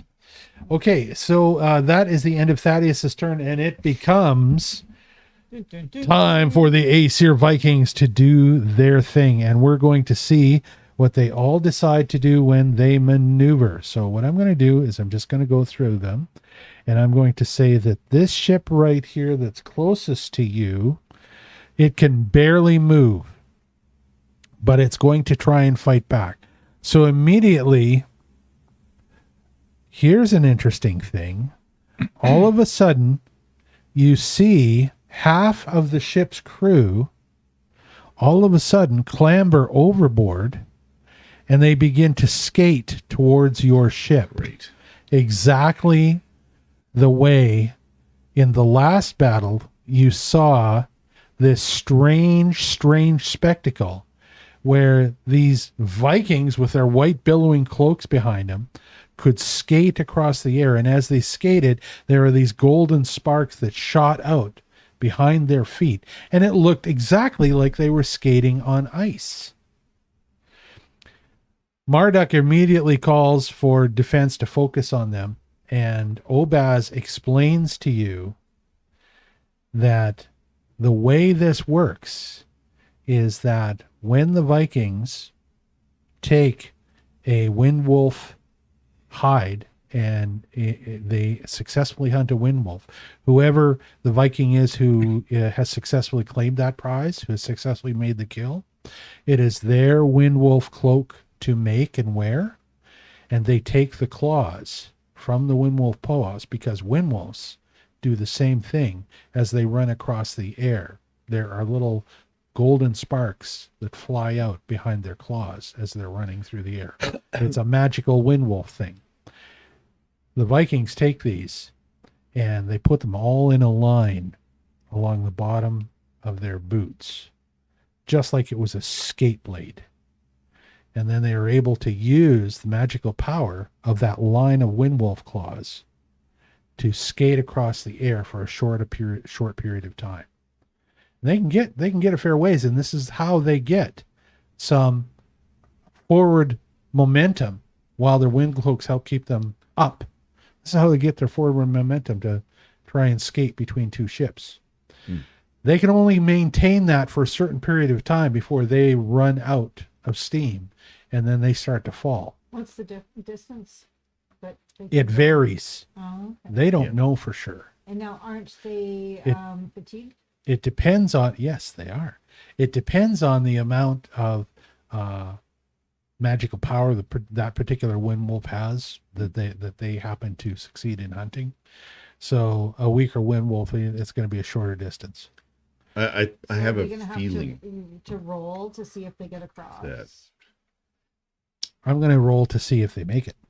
I have a feeling that we may want to leave them to our crewmates who are big as Absolutely, them. but I'm I don't want to take curious them on. because they're fatigued if it's going to have any consequence on them. Yeah, that's a good jumping idea. ship. As the first of them, and there are 10 of them skating towards your ship, as the first one skates towards the ship, all of a sudden, one of the sailors on your ship throws a lightning lance directly at him, and it hits him and kills him instantly. The splash damage takes 2 of the ones beside him. The 7 behind managed to get out of the way with their reflex saves. The next one gets 3/4 of the way to the ship on this turn, and he is still aloft and still trying on his next turn. The next one, same. The next one, same. That was an 11 or 12, 13. Geez, I'm going up one number at a time. Next one, same. And the last one makes it to your ship. Slams his axe into the hull of your ship and attempts to climb up as the Anua sailors begin to try and repel him. That's that ship.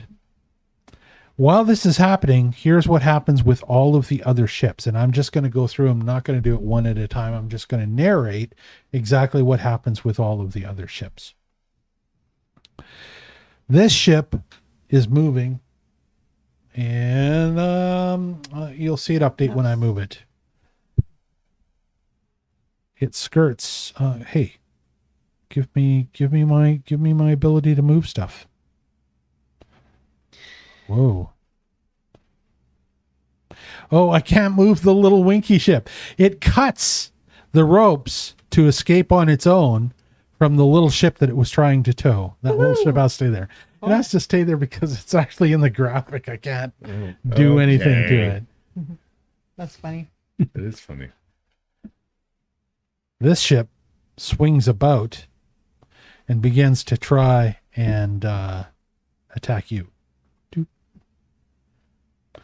And it gets this far moving. This ship does the same thing. Seeing its comrade, it realizes that its only a chance is to try and board you. And it makes it this far. Is it showing the move at all? Yeah. Yeah.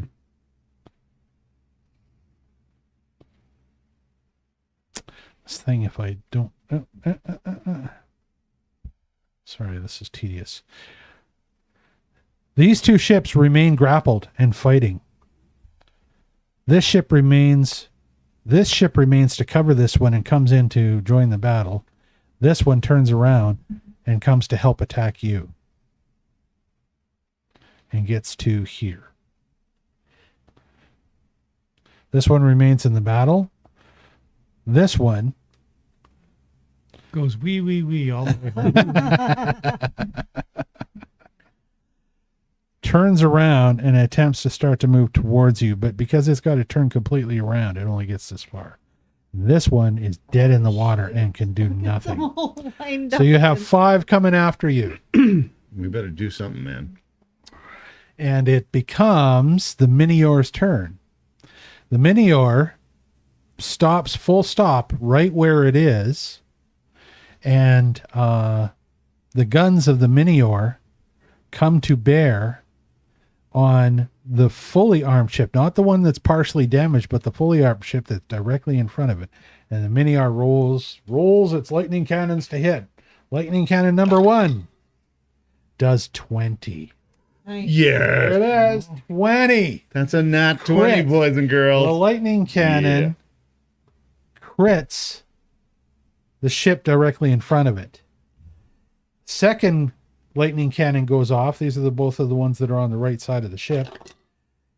And with a 14 hits as well. Mm. They're both targeted exactly the same ship. That's 5d20s, right? Yes. Yep. 2,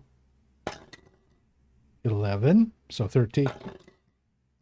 Plus 14 is 27. Plus 9 is 36. Plus 20 is 56. How many is that? That was 4? 5. That's fine. 56 points of Don't damage, you do 5 more? doubled, Oh, okay. because it was a crit. So Okay. So the first lightning You got it. cannon Mhm. hits it, which means that the second Destroys it. lightning cannon, as it fires, hasn't got anything to hit because that ship Hit is the guy- obliterated. Would it hit the guy behind? Can't change target. Oh, as a okay. lightning Because if it cannon- missed, it would just like, kept Yeah. zooming. I will roll to see if it singes that other guy. Let's go in here. We got to go in really close to be able to get the controls on this, because this second ship and all hands on it end up, again, it gets knocked out of the sky. That's not the right and thing. the ship that's the second one behind it, that's the one we damaged, that's immobilized at the moment, or no? The ship, No. I'll do it on the table here in a sec. Okay. Okay, so you can see the ship that's dead here. Yep. The other one that's immobilized, if we look on the table, here, Rob, I'm on this table here, Okay. is, oh, I can't see my mouse over there, is that one. Yeah. Oh, That's the immobilized ship. okay. That one's immobilized, It's on and this fire. one has only got 38 hit points Okay. and can barely move. So it's slowed and yeah. These two are dead, and you are still being approached by 4 ships. 1, 2, 3, 4. And some Vikings. And some Vikings that are right here in the middle, and there are like 5 of them. That is the end of the Vikings' turn. The Mynnior, that is the end of the Mynnior's turn. Well, I was going to roll to see if it hits the ship behind it, because the thing goes straight through. I'm going to say probably not. With a 10, no, it does not. Okay. And it becomes Percy Redfeather's turn. Okay. What do you think, Mr. Redfeather? Well, this ship over here is looking mighty dodgy. I think I want to take a crack at that one. All right, that's the one that has 38 hit points left. Yeah. And with a 16, I think I hit it. You do. You beat Okay. your 10. So I got my Want to grab these guys? D12. I got 5 right here. You got 5 of them right there? Okay. With a great sound. Yeah. Ooh, that's So that's not bad. That's 20 there. Plus 26, 34, 41. It's 38 hit points. That's all you need. You reduce that ship to 0 hit points with your lightning lance. Good job. All right. And that's my turn. And it does not collapse. It lays there listing on fire Okay. from the lances. And the fire is now going to consume it until it collapses in 2 or 3 turns and falls from the sky. But all the Vikings are toast. All the Vikings have the ones that are still on it. Several of them are killed, and you see 3 more that were left pour over the side and attempt to make it towards your ship. So you are now being approached by 8 Vikings on their sky skates. Okay. So we're going to have to pick them out of the sky amongst other things we're doing. So Hopefully that our was crew this does that. one, and this one we will give it its condition of dead ski. So you obliterate 3 of the ships, and it all happens so fast that you can visibly see while you're finishing your round of turns right now, the other ships all break off and they're just going to try and flee. So it becomes Lavinia's turn, and you can see on the table which ships are there and where they're at in relation to you guys. Okay, and where are our Vikings that are on the ship with relationship to me? The ones that are coming towards the ship we were on. They're 3/4 of the way. So Yeah, they'd be about They're there. about there. Here's what we're going to do. We're just going to, and they're going to appear on the table screen in a second. I'm going to go find them. Here, let's just go to GM screen so that you can see what's going on. It's probably not on the back the way I want it to be. That's okay.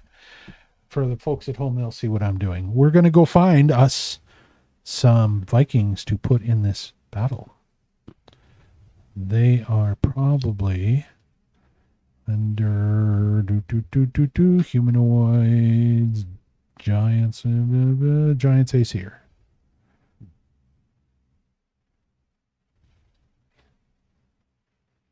There's one that's right on the edge of the ship.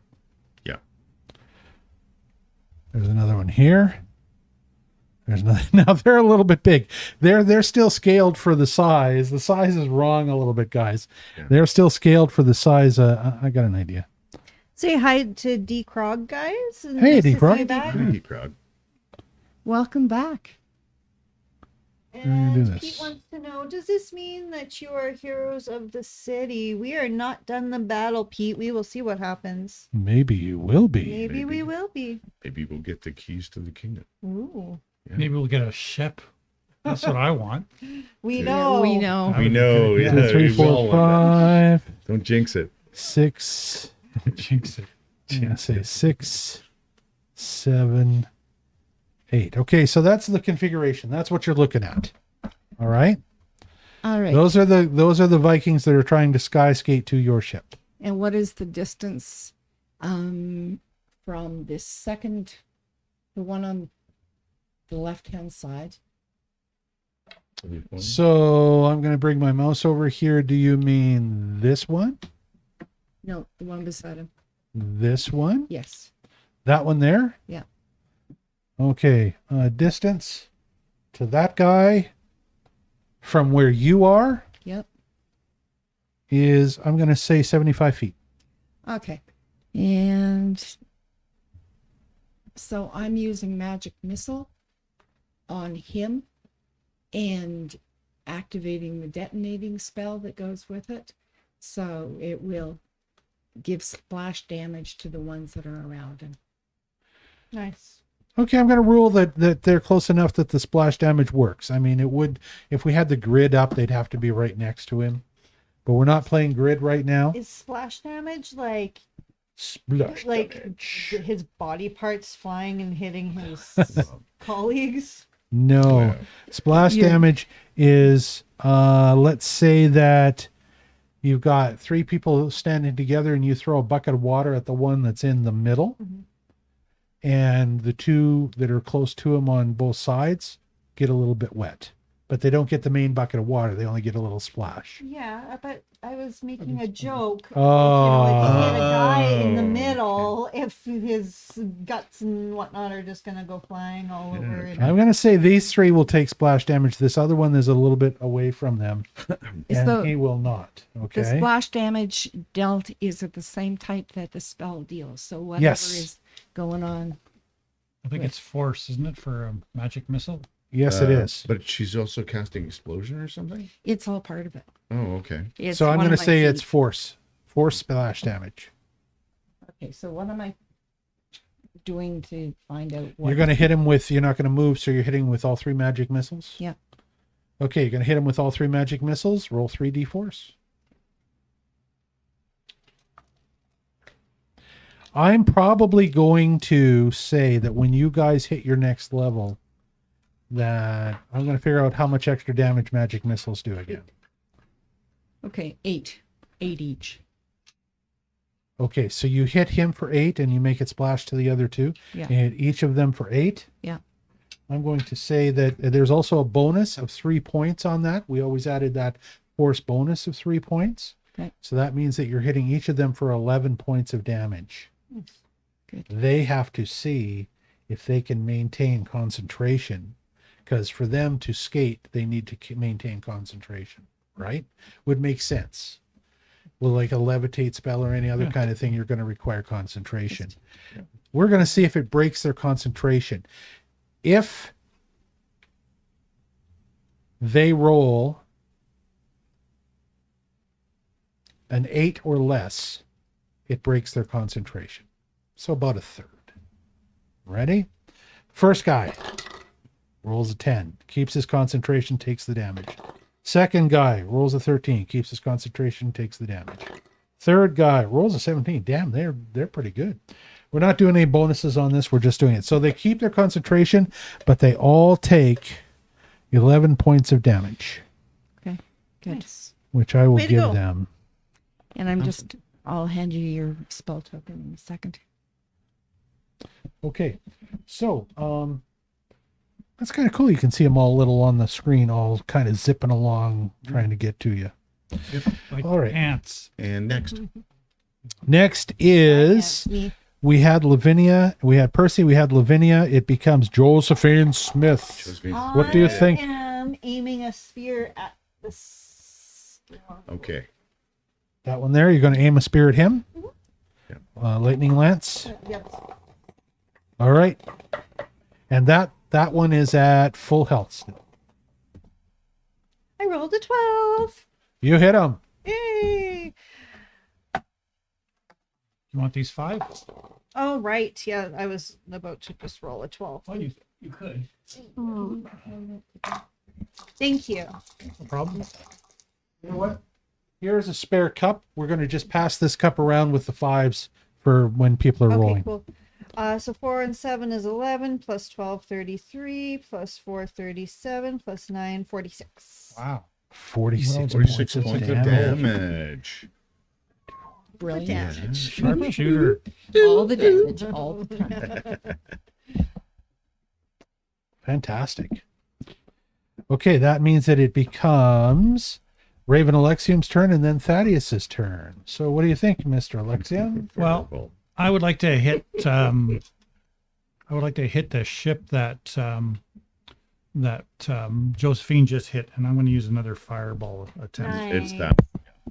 So you're going to try and hit that one with a fireball. I am. You have got 4 fireballs that you prepared, fireball scrolls, correct? Well, I have 4 scrolls and three spell slots. Damn, 7 fireballs.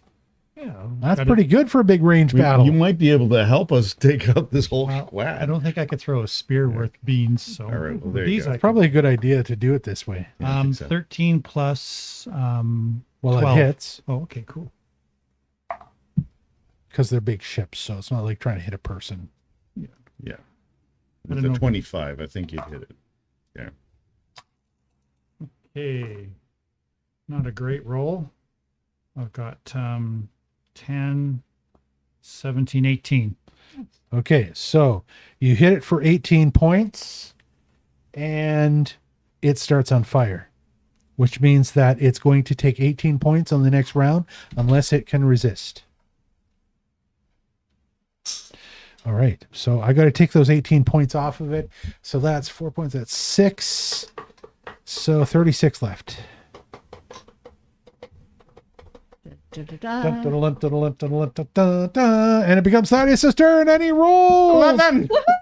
What are you aiming for? Thaddeus succeeds. What are you What are aiming you for? doing? Oh, the same one. That one? Okay. Yeah. Thaddeus succeeds in hitting the same boat. Okay, fine. Oh, you could. You could do it. All right.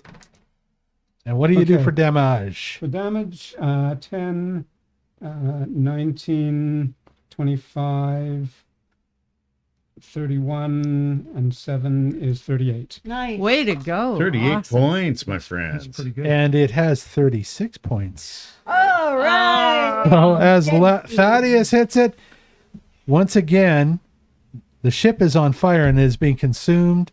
It is still floating in place. You see Vikings piling off of it.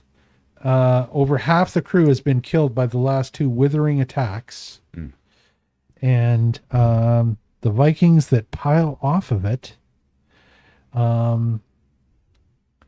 they realize they're too far away from your ship, to make it. So you see them in a little streaming line trying to make it to the other ship that is approaching them. Cowards. Like so. And that's how many make it off. 6 of them make it off. I mean, it could be more if it was a real cinematic battle and we had a big staff and we could make fancy things look good, but we only got this many tokens I can handle. Oh, this looks awesome. This is It's awesome. pretty cinematic in its Okay. own right. Good. That's the way it's supposed to be. Exciting. This boat right here is dead ski. Kaput. There we go. Look at that. So in the blink of a turn, 2 turns, because you have ambushed them from behind, you have obliterated 4 of the ships. 6 ships. Yeah. And the And other set one one is still Badly on fire. Yeah, one's damaged. Has how many? Oh, it's 10 still total. one turn. Yeah. And it becomes, that was Thaddeus' turn. He was the last Yep. one. It becomes the Vikings' turn. Good. They scatter. This one is on fire. This ship rolls. We're going to go with this ship right here on the big screen. Let me go to it on the big screen. Where's my mouse? It's always so hard to go from this little screen to the big screen and find my mouse. There it is. There it is. There it is. We're going to start with this ship right here, where the mouse is right now. That's the one that's on fire, right? That's so is. satisfying.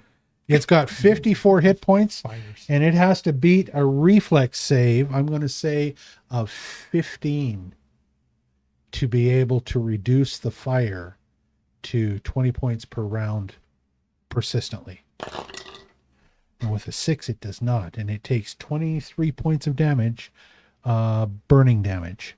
So the fire has spread, and with 23 points, it is down to 31 points of health already. And it cannot move. Well, it can only move a little bit, just barely. Okay. Next ship says, "To hell with this."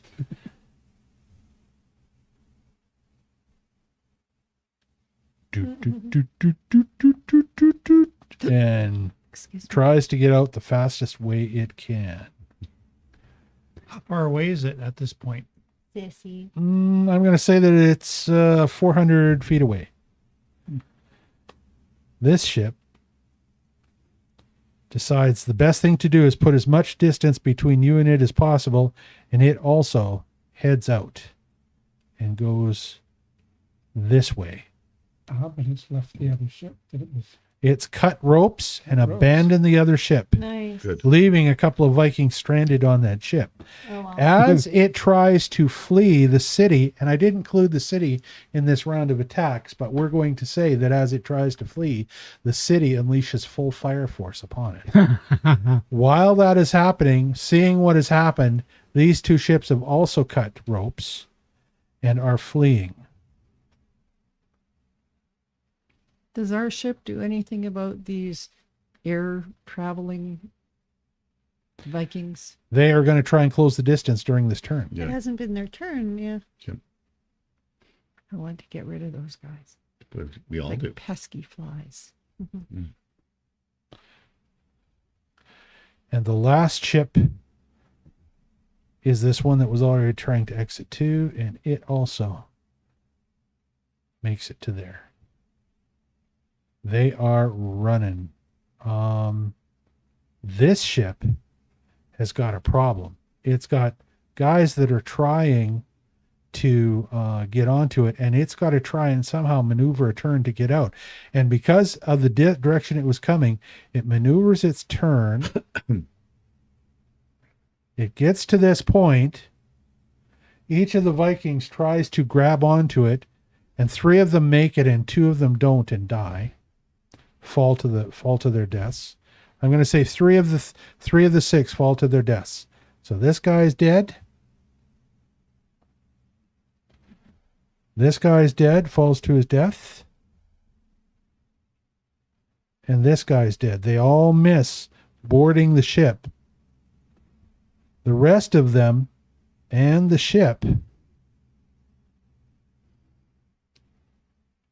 all pass between these two, hitting the one that's on fire. And I'm going to say they get a little bit further away. Just like Do that. they catch on fire when they hit the one? They that's don't on fire? catch on fire, but they take damage. They take 15 points of damage from brushing along the other side of the other ship, as in their desperate attempt to get between the two ships. The problem is they were moving forward towards you.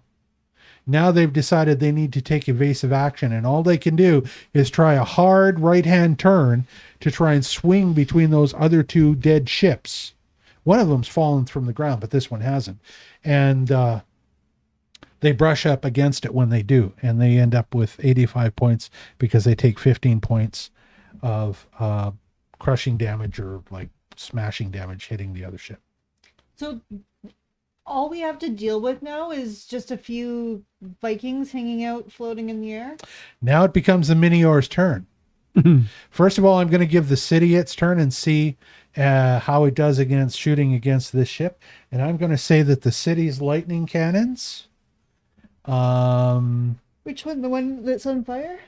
No, the 3 that are running away. So I'm going to say, let's zoom this out on the table. And El zoom. like this. And pull it in here. I'm going to just... There's 3 that are trying to make a getaway. like this. Can we see that okay there? Yep. Yeah. The 3 that are trying to make a getaway. The one closest is the one the city is focusing fire on. This one right here. The city attempts to hit that ship with 3 of its lightning cannons at once. There's only 3 that are in range.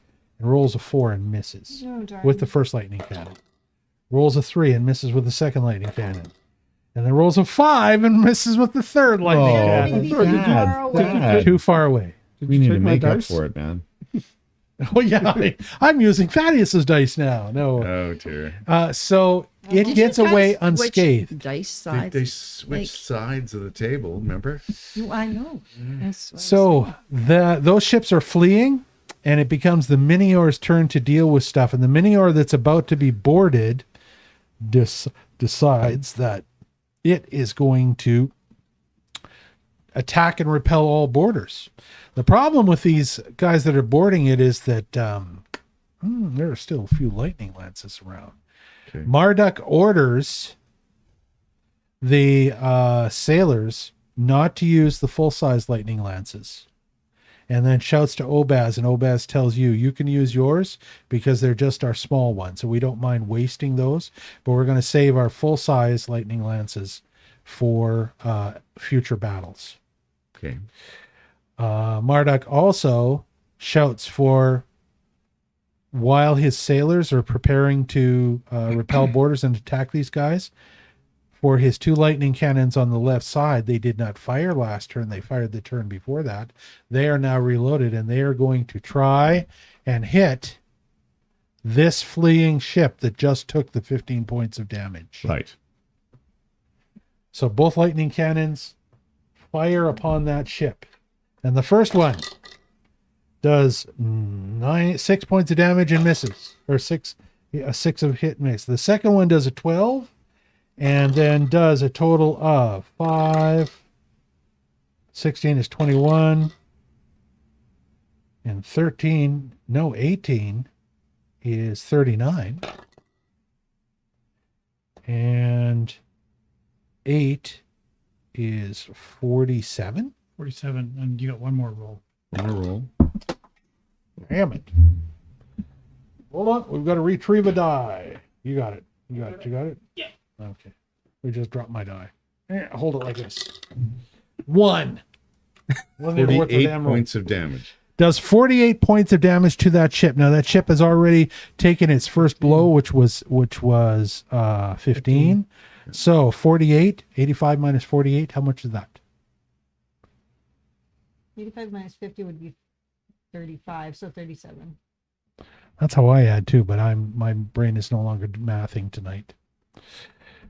37 points of damage. So now it is limping away slower because of the amount of damage that it has taken. Does it catch on fire?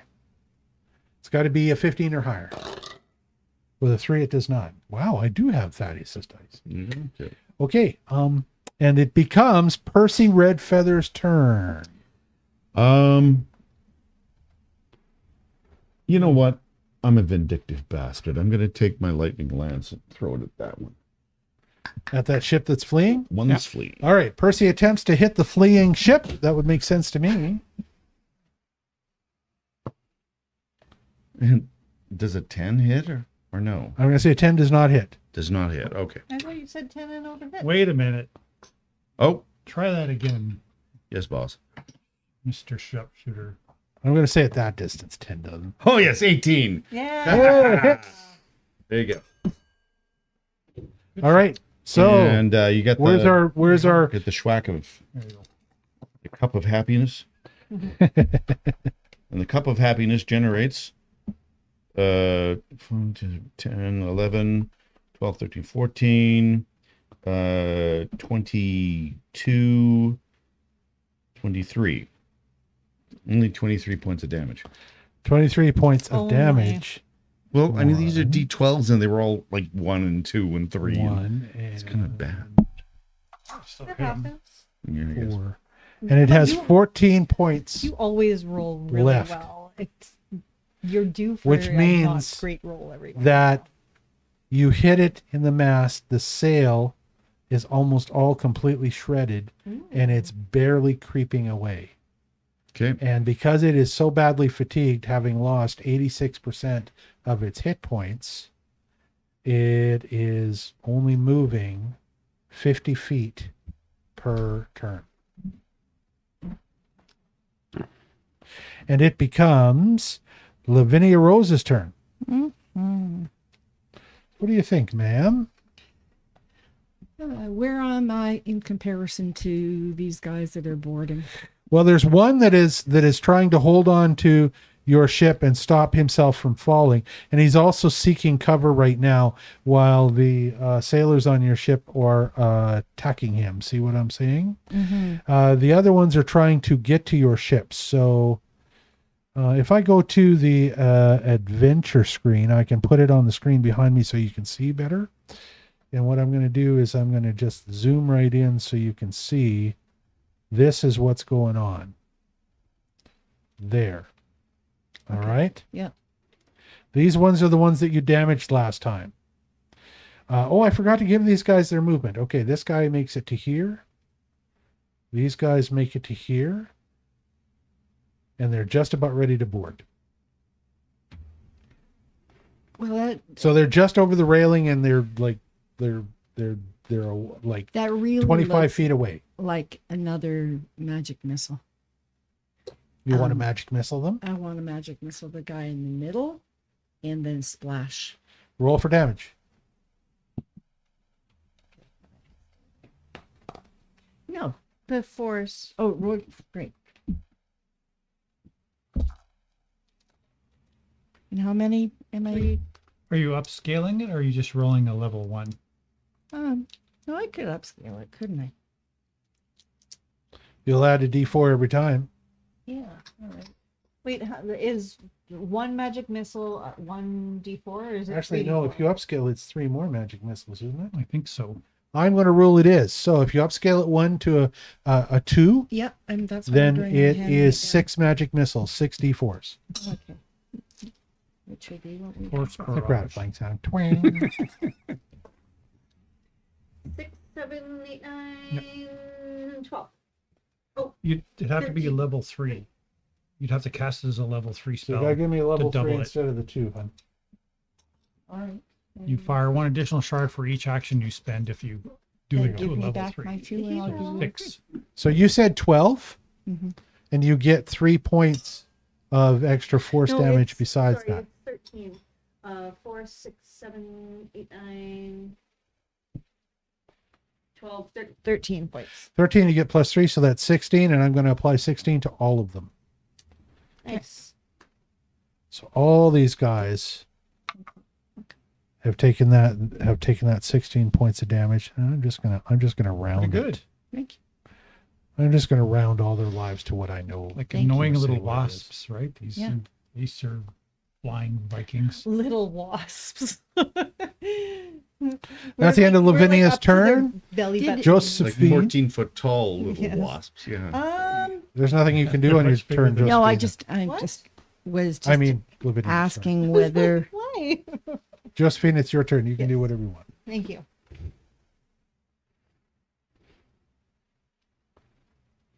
I was just looking to see if it gave bleed, but it didn't. What do you think? To me? Yeah, go, sharpshooter, go. Yes. Speaking of sharpshooting, we've got some annoying fellas climbing onto our ship. So I got a pew in one hand and a pew in the other hand. Got your guns. Pew pew. And so I'm going to. Roll the hit. Left is a 19. Hits. These guys are flat-footed because and they're the like right trying to is a scramble on you. 19. Okay, they both hit. Who are you shooting? So, the Shooting, two, rooting, tooting? Yeah, just 2 of them. Okay, the two that are closest. right in the front. Yeah, might as well. I can't shoot around them, so. Yeah, okay, so we'll say you're shooting these two here in the front. Then I roll. Where are we? All right, so that is A going to plus be this guy and this 14. guy. Oh. Sorry. Damage. D8 plus 1 piercing. You got a D4, and I think it's a D8, but I'm just going to say they're both D10s and a D4. So just roll. I don't give a shit. Roll 2 D20s. What? 2 D20s of damage. Oh, okay. Cool. 18 18 damage to the first one. and 16. I'm only doing 1 to keep track of most of the damage on these guys. So I'm going to say that he is badly damaged, and he has to see if he can maintain concentration. And he does not. You hit him, and the force of being shot while you're trying to climb onto a ship knocks him off, and you see him plummeting down to the ground below. So you don't really know whether he's able to save himself or not, but for the purposes of our battle, we're going to put a dead head, dead face symbol on him. And he's done. The other one, is he knocked off as well? That's a good question. Here we go. And with the 3, his concentration falters, but he is holding on with an axe. So I'm going to say that he is now hanging below the ship, and he's not able to, he's got to use the next turn to recover. He can't do anything like climb or attack. He can just try and recover. So he's like a stunned. And it becomes, that was your, do you have any actions left? Yeah. What do you want to do? I'll shoot the next guy. Okay. Now I'm I gonna put my this guy dice over away. here. Okay, the next guy closest to you. Now you're rolling this time with your penalty. Which is just a +9 to. Yeah, so whatever you roll plus 9. altogether. Misses. You try shooting the next one, you have no joy, and it becomes Raven Alexium's turn. Well, I am going to take a pot shot with a fireball at that one fleeing guy on the bottom right of our screen.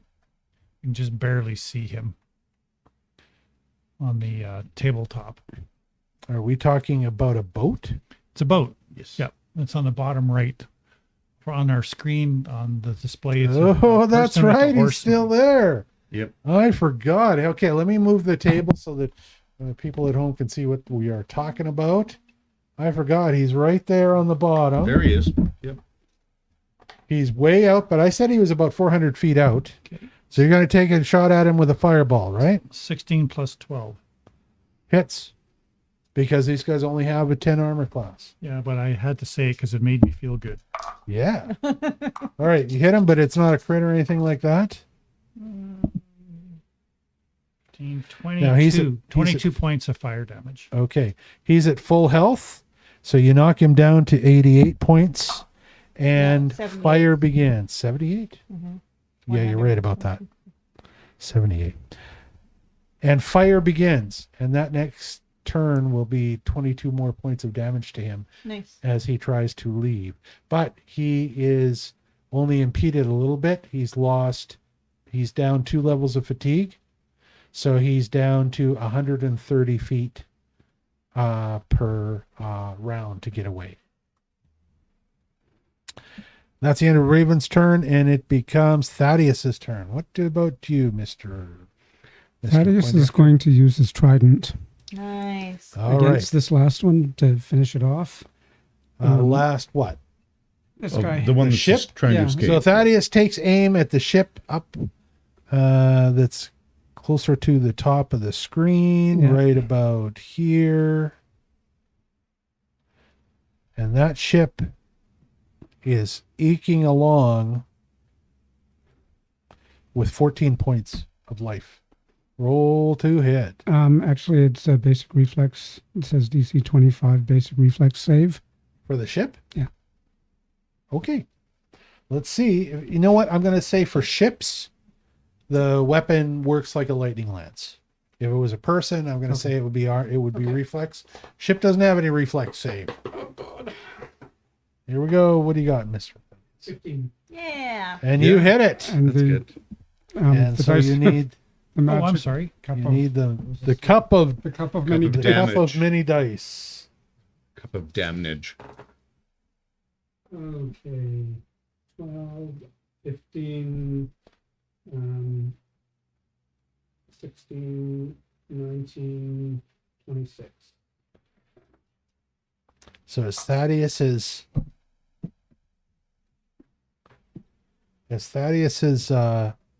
trident hits the ship and explodes in lightning damage, you see the ship list badly to the side and start spiraling down out, and it is dead ski. Yeah. All right. Nicely done. As it spirals, you see about a dozen Vikings trying to orient themselves in the air and grab their wind cloaks and ride the wind down with it, away from it, almost like they were like parachuting away. I thought this was supposed to be a battle. It was a slaughter. Don't- Pretty one-sided. Don't you dare curse us with your Sorry. We've still got Vikings coming onto the ship. Yeah, we You do, know, yeah. if we had the time, there might be a whole new fleet of Vikings that appears on the horizon. But we're not going to do that. We're just going to make this. It was a deadly ambush. You got to remember, like even for a Viking fleet, they don't realize. Oh, we forgot to do the fire ship. Yeah, Oh, we we never forgot to do launched. the fire ship. I should have had the other Viking ship towing in. Yeah. Yeah. Yeah, For you we guys to totally attack forgot to with. do that. Oh, Yeah, that yeah, was we going to be did so that. fun and We can dramatic. save that So for we're another going time. to retro say that Marduk opted to leave those two ships behind and go and pass them, going full steam ahead, and they are basically floating in the air about a mile behind you. Yeah, well, I think we made better speed this way because Yeah. we saw that the battle was engaged, so we needed to make more time. Yes, because that's right. Yeah, Marduk was a little later than he wanted to be in Yeah. the battle. Yeah. Okay, so yes, it is almost a complete route. You've got another ship here that is badly burning and going to be dead on this next round. That is over, so it's the ship's round, isn't it? Yeah. This ship is dead. Now, Fire I do have a consumes it. question regarding our crew, the Anua crew. Can they take on the Vikings, or is it just going to be us taking on the Vikings? Oh no, the Anua mop them up while all of this is happening. Oh, Unless Okay. you want to have one Viking to fight. We don't really. I'm not saying we want this. I'm just asking. It hasn't been the Anua's. The Anuas Turn. haven't had turns. Yeah, no, I So they're sailing the ship. I can only put so many turns in the game, so I just kind of skipped them. That's true. Now there are 3 Vikings that are still leaving this ship. Oh, I got the ship with the Vikings. Damn it! Hold on a sec. Let me get the Vikings separate. Hey, do I have to do it on the other screen? Probably. Yeah, let me select that Viking. This guy, and this guy all abandon their attempts to get to your ship, and they all parachute away with their cloaks. Probably a good call on their part. Yeah, seeing what's happened to their partners. You still have 2 Vikings on your ship. Okay. One of them has fallen away.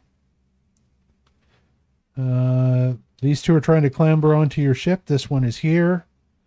This one has fallen away too. He decides that he's going to parachute away because it's not a winning deal. And you see him riding the wind away like that. You have 2 Vikings that are stubbornly trying to fight their way onto your ship. Okay. Just like that. Valhalla. It looks like they're gonna, do whatever they can. They're gonna suicide it out. Okay. So there are 2 Vikings left. The other ships, because it is their turn. This one down at the bottom moves off the map. I've got it on TV, but am I showing it on there too? Yeah.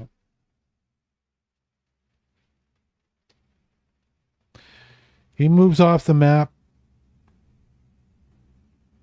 and he's out of the picture. He's gone. He escapes badly hurt.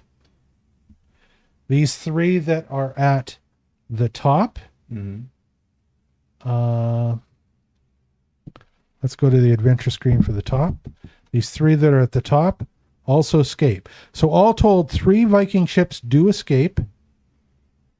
Can I get them?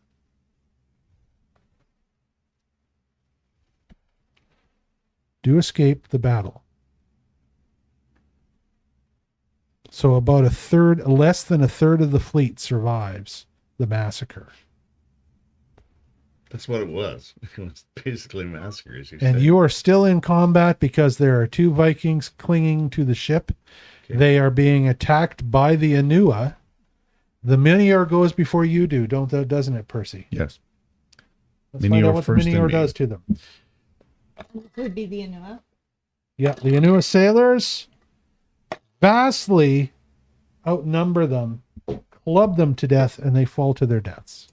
Yay! And you are out of combat. All right, ladies and gentlemen. The heck? Oh, that was fun. Thanks for coming out, Aesir Viking. Yeah, nice to see you. You kicked their ass. I'd love to be able to make it more fight, but oh my God, we could be here a month doing this battle. It's Yeah. going to be so complicated. It would be crazy. That's the problem, right? Because we don't have a slick automated video system that just automatically does things, moves things, everything. Because we have to do everything manually, like real D&D. There's only so much you can do. This takes you out of combat. The Mynnior has not even been hit by one missile at all. Not a scratch on it. And Marduk starts laughing as the rest of the crew We're all at laugh, full realizing health. this is the easiest battle they have ever had. with the little people. with the little people that they've got. So They after can't the be battle, helped.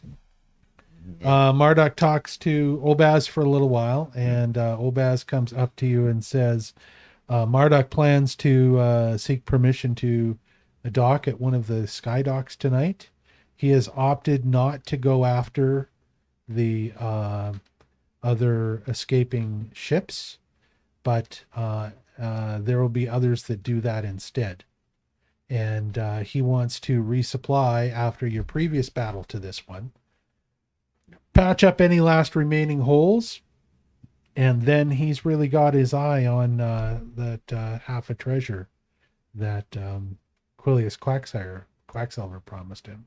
Are we going to have a So- chance to walk around any of the city with him, or? Obaz thinks about it for a second, says, let me check. And he goes back and talks to Marduk to it. And you see the two of them talk and look in your direction and talk and stuff like that. Wouldn't they And- need to, like, beef up supplies and stuff while we're here? Obaz comes back and says, it's probably only going to take us a day to supply, but all of our crew have worked very hard and they deserve some shore leave because we have been at sea for a long time.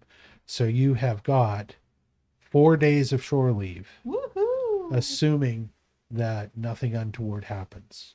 Marduk doesn't want it to be any longer than that because he doesn't want to have to try and find his crew or have them get in trouble in town. Yep. So he's going to be requiring that they come back and they check in every 48 hours, So just do to we make s- sure they're not in trouble. Do we stay on the ship in terms of sleeping at night, or are we? Marduk says you're free to go and do whatever you wish for your time. You're not required to come back and check in. Well, Obaz tells you this from Marduk. And Obaz says, as far as he knows, you're free to explore the city, but don't miss the boat. We're going to depart on sunrise on the 5th day from now. So right now it is the battle ends and it's just about midnight when the battle ends, right? So the next morning is going to be the morning of the first day. And so 5 mornings from now. So you've got about 4.5 days. All right, so that means we're going to have full sleep, which means I can get my spell slots back. Yeah. Yes, you can. Everybody's out. You can all have spell slots. There's not going to be any more action or anything like that happen today or tonight. I don't know why I was like, pour them into my hand. I don't know. I don't know. So, as you watch, within about an hour, first of all, there are a couple of the small flyers come back and forth, and a pilot comes up to the ship from the sky docks and pilots the boat for Marduk's crew over to one of the sky docks, and the Mynnior, we're going to take the Mynnior and just move it where it needs to go, right on the screen. The Mynnior docks. I'm going to turn it and move it sideways, or like orient it the right way.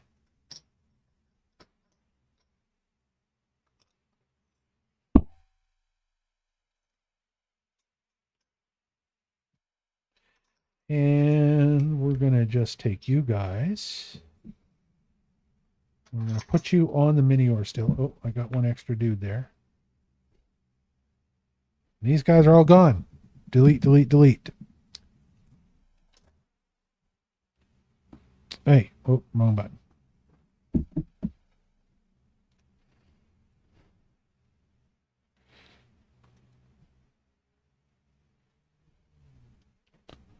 Move that to 25. Okay, so welcome to the city of Aeridu. Going to get it up on the adventure screen so everybody can have a look real close and see it. This is the city of Aeridu. There are a number of points of interest. You'll see all of these little points now on your own screens. You should be able to bring up the city if you want to.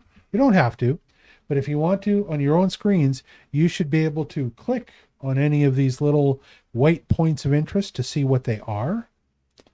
And I am going to have to figure out the ones that are not currently showing for you. And I guess they'll be on the table map, the ones that are not showing. And I've got to make sure that all of them are showing. But it is midnight, so Obaz advises you that you do not head into town tonight. It is too late. Yep. The city guards are not going to be pleased with you trying to depart, just like the rest of the crew. Everything has to be squared away for tonight, and then you can depart first thing in the morning to go and explore the city. And with that, we are going to end tonight's session. And our next game is going to be next week. Now, it's going to be a little bit iffy. I will make an announcement if it changes, but we are switching our internet provider because we now have access to fiber. And for those people that are watching, like, what? You don't have fiber already? Yeah, we live in an older neighborhood and it's taken them this long to actually install fiber up and down the streets. So we're switching providers to switch to that provider. And the guy is coming on the 14th. That's next Wednesday. If he is here and done and everything works out, that's great, but I'm inclined to maybe delay a week so that I can get all of our stuff back online. So I think just for prudence sake, I'm going to say we're going to skip next week, the 14th, and we're going to come back the week after.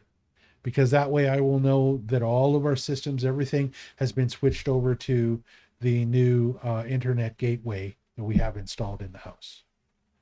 Because this is a lot of crap for us to deal with, for me to deal with, right? And it's going to be all of our devices, all our computers, everything. That's changing over a hell of a lot of passwords and stuff. So that's it. Thanks very much, you guys.